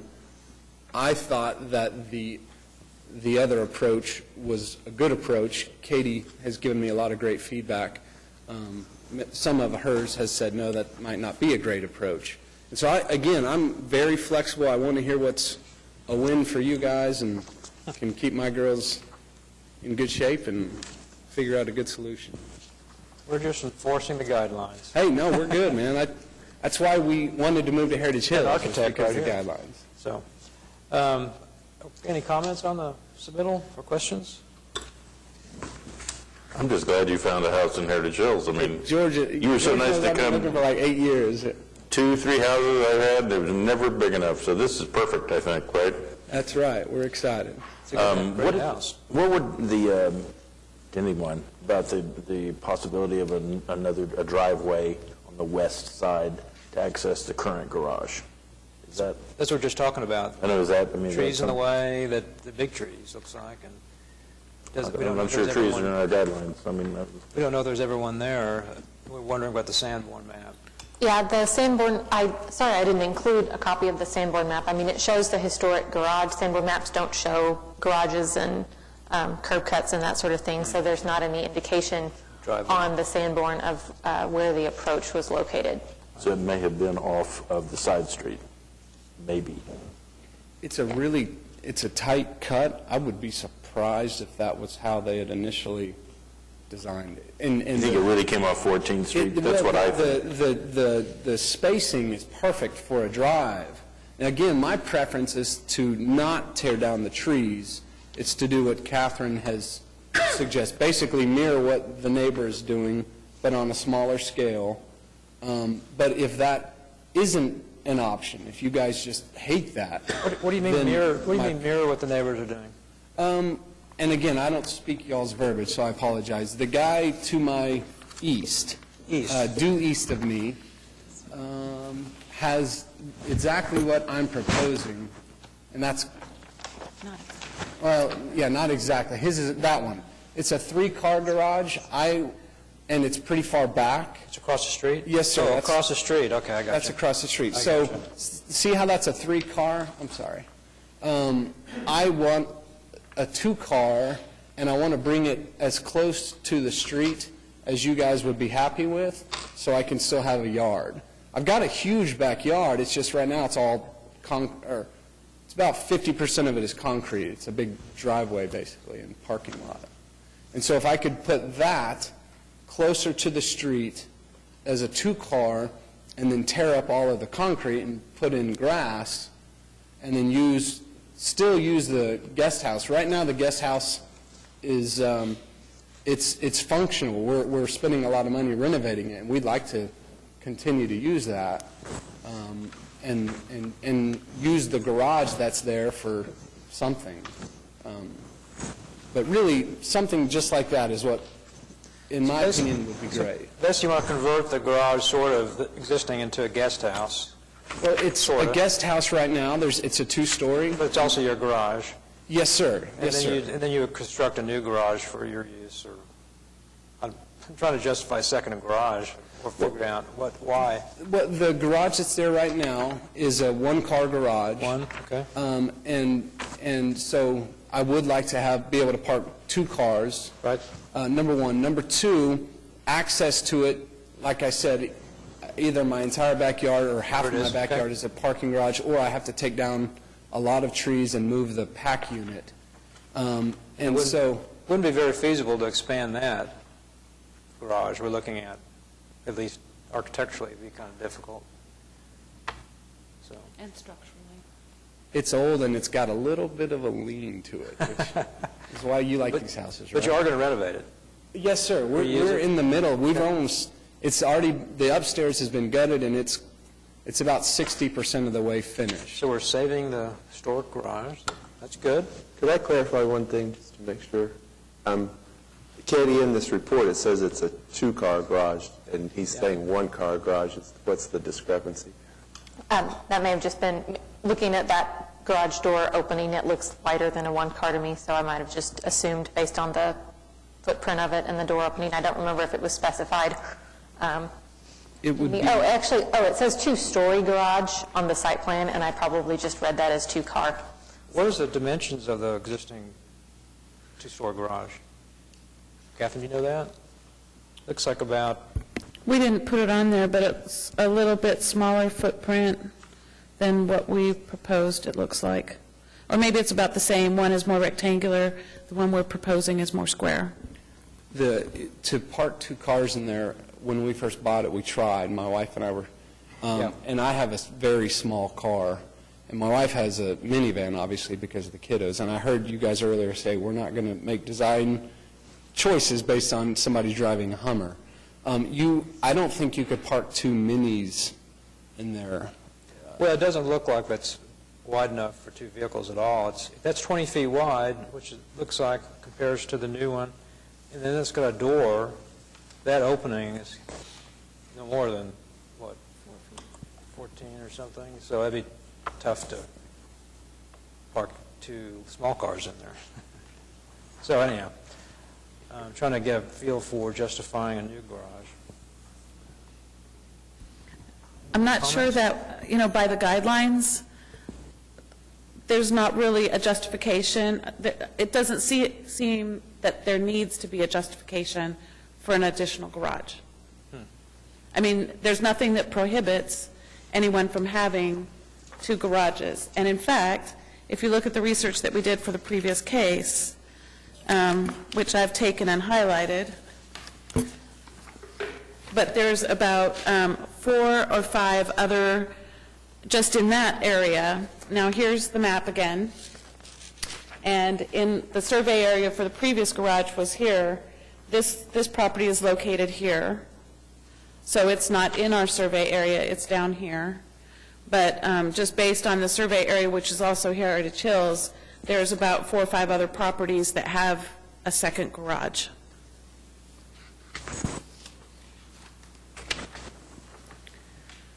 I want to be nice. I don't want to say just, literally, I am not good at what you guys are good at, and I want y'all's feedback. What makes the most sense? If I'm making bad decisions that are going to negatively impact the neighborhood, I want to know it. I mean, we want to be good neighbors. We want to make good decisions. The last thing we want to do is come in and be the eyesore. Okay, so I'm looking at the staff report on the continuing 3, 4, 5, 6, 7, 8, and 9. Just looking at the finding, I think probably do need more information, but the proposed location of the garage, you're trying to use the existing curb cut that's awfully close to the house. If you did do a new garage, you'd want to be further away from the, back on the property. That's one thing. This is just me thinking, loud here. In addition to the second garage, it's a large lot, and it fits our guidelines of 450 square feet. That, I'm not as concerned about the open space to me. The second garage, since the existing one, if that space, that car space is only like 14 feet wide, that is not big enough for 2 cars. So that, to me, would help justify either an addition or a 2-car garage, or one car garage, something. So I could see that as helping to offer a unique circumstance for that. Katie, what's the 5% rule on this lot?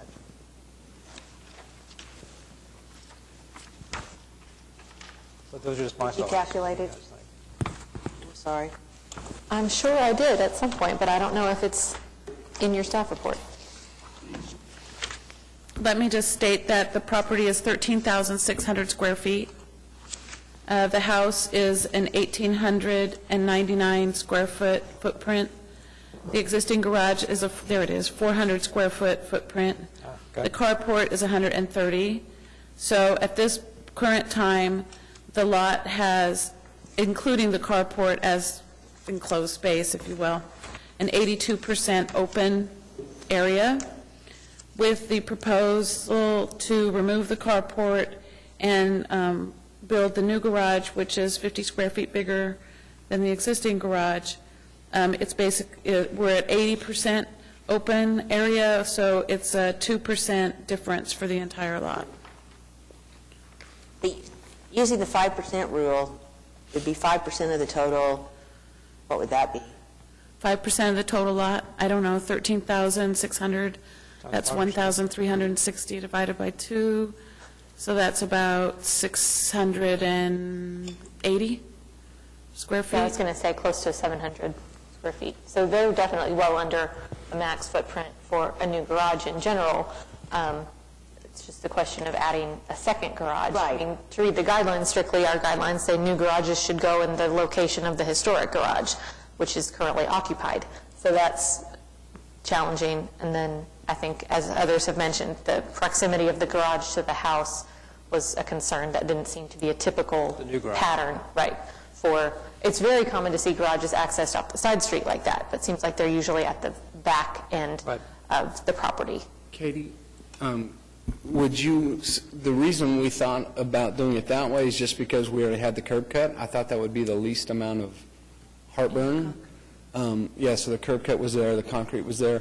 I'm cool with wherever you want to do it. I just need to try to keep my girls away, if that makes sense. So I'm great with moving it wherever you would prefer it.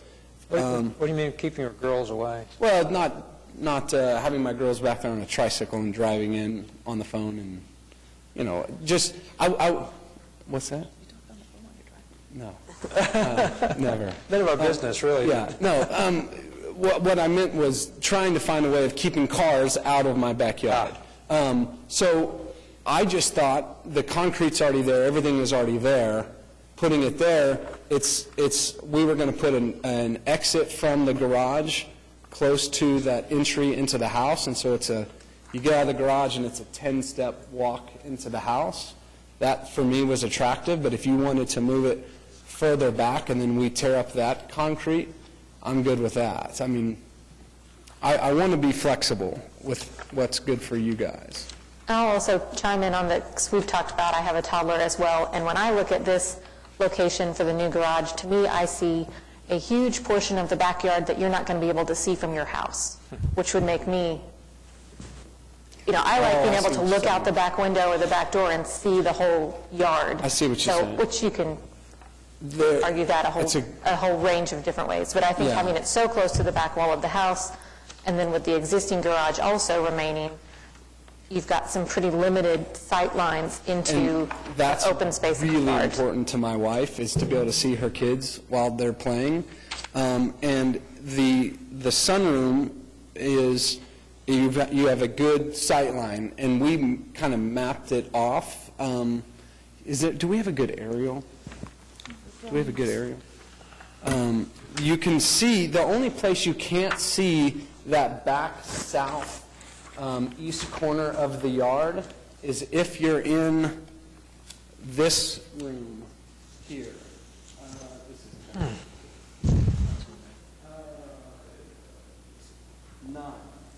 So on page 9, if you are standing in this small little addition that they made, this whatever room you want to call it, that room is the only one that the sight line will be blocked. Because Katie, you're obviously mom of a 3-year-old. That was my wife's first question and that is the only room you can't see to that corner, because what Catherine did that I liked was she bumped the garage, it's kind of right up in here, and so she moved it a little closer to the street so you could maintain that sight line. And by doing that, we were able to tear out more concrete and get more yard. I'm not sure if I answered your question in a cerebral manner.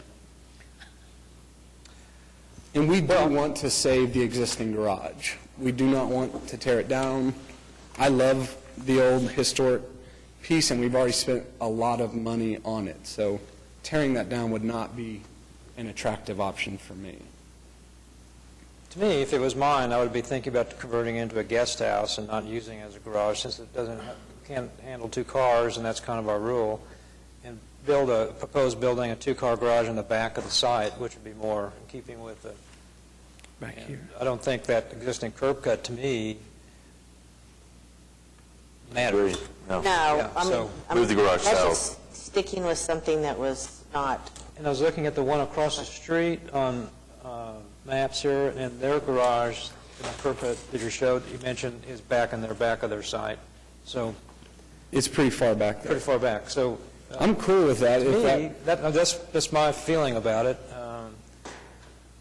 that I think that would be do you have a certain place that you're thinking of relocating? the garage to those, It's further south. Right? to the southeast, So would it be, yeah, southeast corner. That's what I would be thinking. With a new curb cut. The new curb but cut. not to the back of the, not to be to the easement on the west side, or to, directly behind the existing garage? No, it'd be on the corner. The southeast corner, off the street. The same distance as the ones across the street, back from the sidewalk? Something like that. One is Maybe not like quite 1, that 2, much. 3. I don't think it would need to be set back quite that much, in my opinion, but Isn't there aren't there, maybe one car length of paving. aren't there electrical lines back here? I think there's an easement back here somewhere. Maybe allow enough paving for one car length would be appropriate. Not, that looks like about 6. There's 3 doors.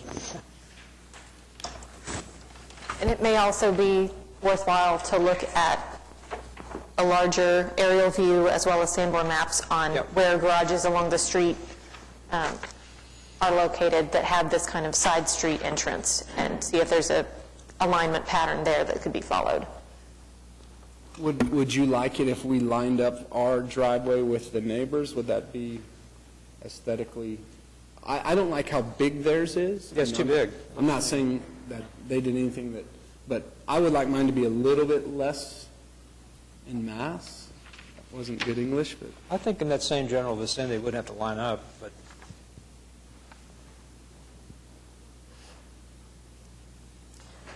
I would just like to see, I mean, if you're going to propose something like that, to have it line up with something, either the front of it to line up with the side of the house, or On have their- it on make their some lot. kind of sense there, instead of, if we're adding another building. I think that, I mean, and the neighborhood is also I mean, their comments are not in favor of right. 2 garages. of 2 garages.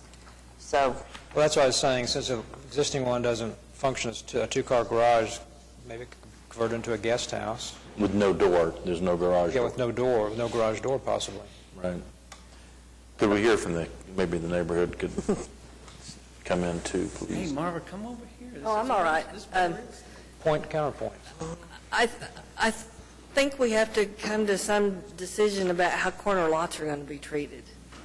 I mean, the Voglers have a corner lot, and we've, how many times?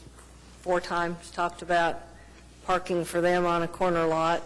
Jonathan Russell proposed a carport a few months ago on a corner lot in Heritage Hills, and he wanted his existing garage to become a pool house, and he ended up withdrawing that application for everything but changing the existing garage into a pool house and keeping his parking outside. We like Andy and Sarah's existing garage and want that structure to remain. I don't think it's a question of tear that one down and build another garage, but do we say, okay, you're on a corner lot, so you can have 2 pretty good-sized buildings in your backyard? I mean, it just seems like there needs to be a little more thought given to the overall consequences of corner lots. We think everybody should have an adequate garage for their cars. We didn't spend much time looking at the proposed structure for this new garage, and I just remember it being a pretty simple shed roof garage. is that the kind of garage that house would have had or should have? But I think it comes down to deciding. One thing I'd ask is if you do decide it's okay to have 2 structures in the backyard and it's a sizable lot, what's the existing garage going to look like? What kind of doors or what kind of whatever is it going to have on the front of it? And more detail about the location of a new garage and what it should look like. Yeah, we would have to have a continuance and new drawings and all that. So. I would just add to Marva's comments that on the application that we just heard for the pergola/carport, they do have a garage that functions as a one-car garage. You could pull one car in behind the other, but it is also not a 2-car, modern-sized 2-car garage. So a tandem 2-car garage or just a 1-car garage? Well, I think it could be used like that. I don't think they It's deep do it enough that or- way. It's deep enough. I think Oh. you could technically get one in behind the other. For hail or something. So with our 2-car rule, they'd have a case that they wanted to replace with another garage, but we wouldn't want them to. But they were proposing a pergola. That's different. This is a Well, it's kind of an interesting question, functioning because garage. we did say that our whole purpose was to allow people to have a 2-car garage. If this door is only big enough for one, and we've got a 1-car garage, That's what I that mean. building, That's what I mean. It Yeah. seems inadequate, but we don't have the dimensions. It'd be good to know exactly what size it is. Marva is a very good friend of mine. We've lived a lot of life together, and I really value her opinion. And the last thing that I want to do is add a garage. When we bought the house, I was not excited. It costs a lot of money to do that. That's the last thing that I want to do. I don't want to give up that yard space. But I do hate the fact that my yard looks like a parking lot at a Walmart. That's a real benefit of getting rid of all that paving, too. It's a huge amount of paving, and then the alternative to provide for the safety of my kids and get rid of the concrete is add a whole bunch of concrete coming from the west, upset my neighbor, and take out a lot of nice trees. And so I feel like the last thing I want to do is be on the other side of an argument with Marva, and I want everybody to be happy. It's a tough balancing act on what's a good solution for all of us. I think you were trying to say something. I just wanted to, I know we all recognize that more details are needed. The nature of my contract with Andy is that he wanted some kind of conceptual drawings to be able to present to the commission and get some feedback. And once we get that kind of feedback, then he'll turn us loose on construction documents that you're accustomed to seeing coming out of the Preservation and Design Studio. What do you guys think? Any more? I think if it was a viable 2-car garage, I would be more in favor of the driveway coming off 14th and going right back there, and then you have a big yard. But this garage is not big enough for that, and if it is a guest house, I don't want to always fall back on a unique circumstance, but it's kind of unique the way this has been constructed and how it was used in the past and all of that. I would be in favor of a guest house, does not look like a garage, with another garage further southeast on the southeast portion of the property. And take out all the paving. Correct. One of the photographs that I sent around, you indeed do have the photograph of the 3-car garage across the street, and then just looking at the block, which, 13th Street is, the 1 block away. So then you have the photograph of the blonde brick one that's also across the street. The back of Andy's lot is a commercial structure on 13th Street, and that was the photograph that had the trash can right here. So the fence is Andy's property, and then the low-lying brick building is a commercial property. So I thought that was worth providing you information on. And then the other photograph we have is from 13th Street direction, looking at Andy's property, and the size of the opening that you see there between the fence is about the same size of the width of the driveway that's being proposed, whether it occur here or further down. That's about 2 cars wide. I actually kind of like his idea to move it further. To the southeast. Yeah. Can I ask the other commissioners one question, since I'm fairly new here? This guideline, it does say new garages are permitted where a new garage is necessary. Has that traditionally been considered necessary when you only have a one-car garage? So we have guidelines that talk about demolition of garages. And I'm going to see if I can find the exact language. And I think that actually talks about retention of a historic garage if it can accommodate one vehicle. So I would say no, we haven't typically written off every one-car garage as not viable. And I would encourage people to look at a modification or an addition to a historic garage to accommodate another vehicle before I would suggest that someone build an additional permanent structure on a site. But I don't think that we've really been presented with a proposal like this recently. So. That's your question? It answers my question, gives me something to think about. Okay. Is that enough input, or going to continue? Or what are we going to do?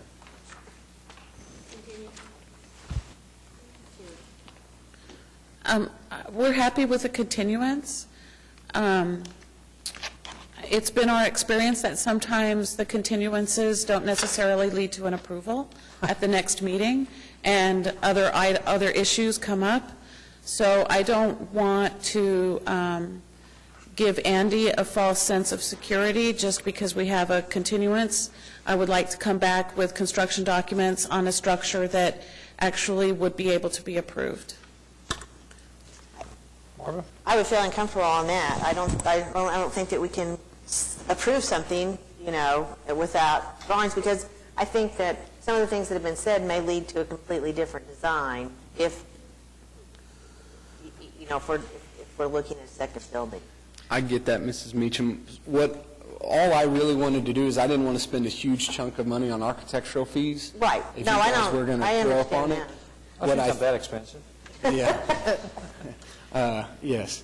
What I was really wanting to just get a better sense of, is this something you guys were open to if we designed it in a historically appropriate manner, matching the stucco, matching the paint, doing everything the right way? I'm totally willing to unleash Catherine on a legal bill, or not a legal bill, I'm sorry, architectural bill. She's a lawyer now, too. Yes. I just wanted to get good feedback, and I feel like we've received pretty good feedback, as long as Marva doesn't kill me here at the last minute. No, I was just going to say it's totally up to them, but I think given time to review further design and depending on how you all feel about it, the neighborhood committee could support keeping the existing structure as a different use, knowing how the front of it's going to be treated and things like that, and supporting a new garage farther back on the lot with, once we all see the new architecturals on it. But I think we could support the concept of that if you all would be inclined to support that. We do greatly value the existing structure of the old garage and want to see it stay, but it might have a new life. You just tell us what you want it to look like, as long as you... I want it to look like what it looks like, except I want Catherine to do something on the front of it that, works for what you're going to use it for, but looks appropriate. Right now, it's just got kind of a big open thing there, doesn't it? Yeah, so y'all chat on what you want the front to look like. But I think we could be amenable to certainly going down that road if you all want to go down that road. Since I'll offer one more input, since the existing garage has a nice style, it's not really simple as some. I would think the new garage, I kind of like the real simple architecture of this. I can't see another elaborate structure in the back of the site, back of the yard, so I kind of like this one. Flat roof, but it's... The design of the garage that's new been garage. presented? Yeah. What do you think? Let me just explain that, of course, there are a lot of other things in the application that we haven't even talked about. The garage is a big point, and this discussion's been really good. We do have a historic image that you can access off of the county assessor's website. We did send it in as additional information, but I see that it didn't make it into my packet, so I don't know if you guys have it. Marva has been so kind to allow us to have her copy that we can pass around. And I say that because where the current garage is located, what we thought we wanted to do was to make it kind of blend in with the height, or at least the vocabulary of the stuccoed guard. Right. Yeah, the horizontal component, because of its proximity to the house. I think that if we were to move it further away, that we might want to look to the vocabulary of the existing accessory structure, maybe some kind of roof like that, but it would be a one-story, so it would definitely be shorter.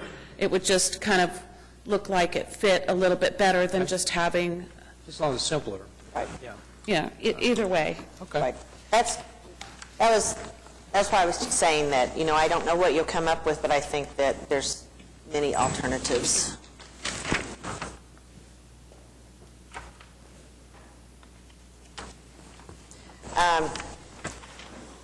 I move to was there anything that we could approve that would be helpful between now and then? Well, I don't know. Was there? All of it's kind of conceptual, and we do have to do construction documents on all of it, but to maybe get some feedback on our proposal to reconstruct the missing elements, which are like those guards around the one-story solarium and rooms, and those heights are probably only about 24 inches. We haven't done any deconstruction to try to determine that, but as you know, a railing height for residential code is 36 inches, for commercial code is 42 inches, and so that would definitely put, if we go with 36 inches, about a foot of the railing would be above the stuccoed knee wall. So, we're kind of currently looking at your standard, faux wrought iron fence that you see a lot of places that would be inset of the knee wall. So it wouldn't be sitting on top of it, it would be inset, which would reduce the visibility, and then if we painted a color similar to the rest of the structure, I think it would be minimally visible. As far as other things that can be approved, I think about the only thing that could be approved that's not going to change depending on what future approvals are would be the removal of the carport, existing carport. So we could approve that, or I don't know that you're in a hurry to do that until you know what you're doing with the rest of the fence. Because it would make it not secure to tear it out right now, so. Did you? And we could administratively approve that. Oh, okay. Okay. So, All Then, right. without other comments, I'm going to go ahead and make a motion to continue. was there any feedback on staff felt like the reconstruction of the parapet walls and the knee wall around the porch and all of that was quite appropriate and approvable, and felt like the railings would be minimally visible. So I think unless there are different comments from the commission. Staff report said that you had yet to submit, so there's nothing to approve on that, but I'm going to... We're happy to take a continuance on all of it. Okay. Ask a question. So on the rail, you do want me to do the stucco? Is that what we're thinking? Well, that's what I had proposed, but if you have a different idea, that's fine. Is that what y'all would prefer, is to go back and make it look like that old postcard? To do the... Or just to have an open guardrail. So what's there now? Right now, it's nothing. Nothing. Straight off. Oh, it would... That's on the side one. Let's turn to a page. Yes, Okay. there's no... page 16. What page? So on the, page 16, on the drawing right now, you have kind of an open railing, but you're saying that you're proposing to raise the existing stucco knee wall and then inside of it, put a faux wrought iron, maybe? I mean, those fences are actually made out of aluminum, Right, so it's just aluminum. the 1 inch But it would be pickets. inside, but, Yeah. so I'm looking at this drawing, and it has a little, so would the proposed wrought iron, would it be the same height as this little open thing that you have drawn above the knee wall? If you're looking at page 16 of 21, then Katie requested that drawing specifically, so we enlarged it. And yes, the knee wall we're estimating would be about 2 feet tall, and the railing would be 3 feet tall, but it would be inset. And what part of that is existing now?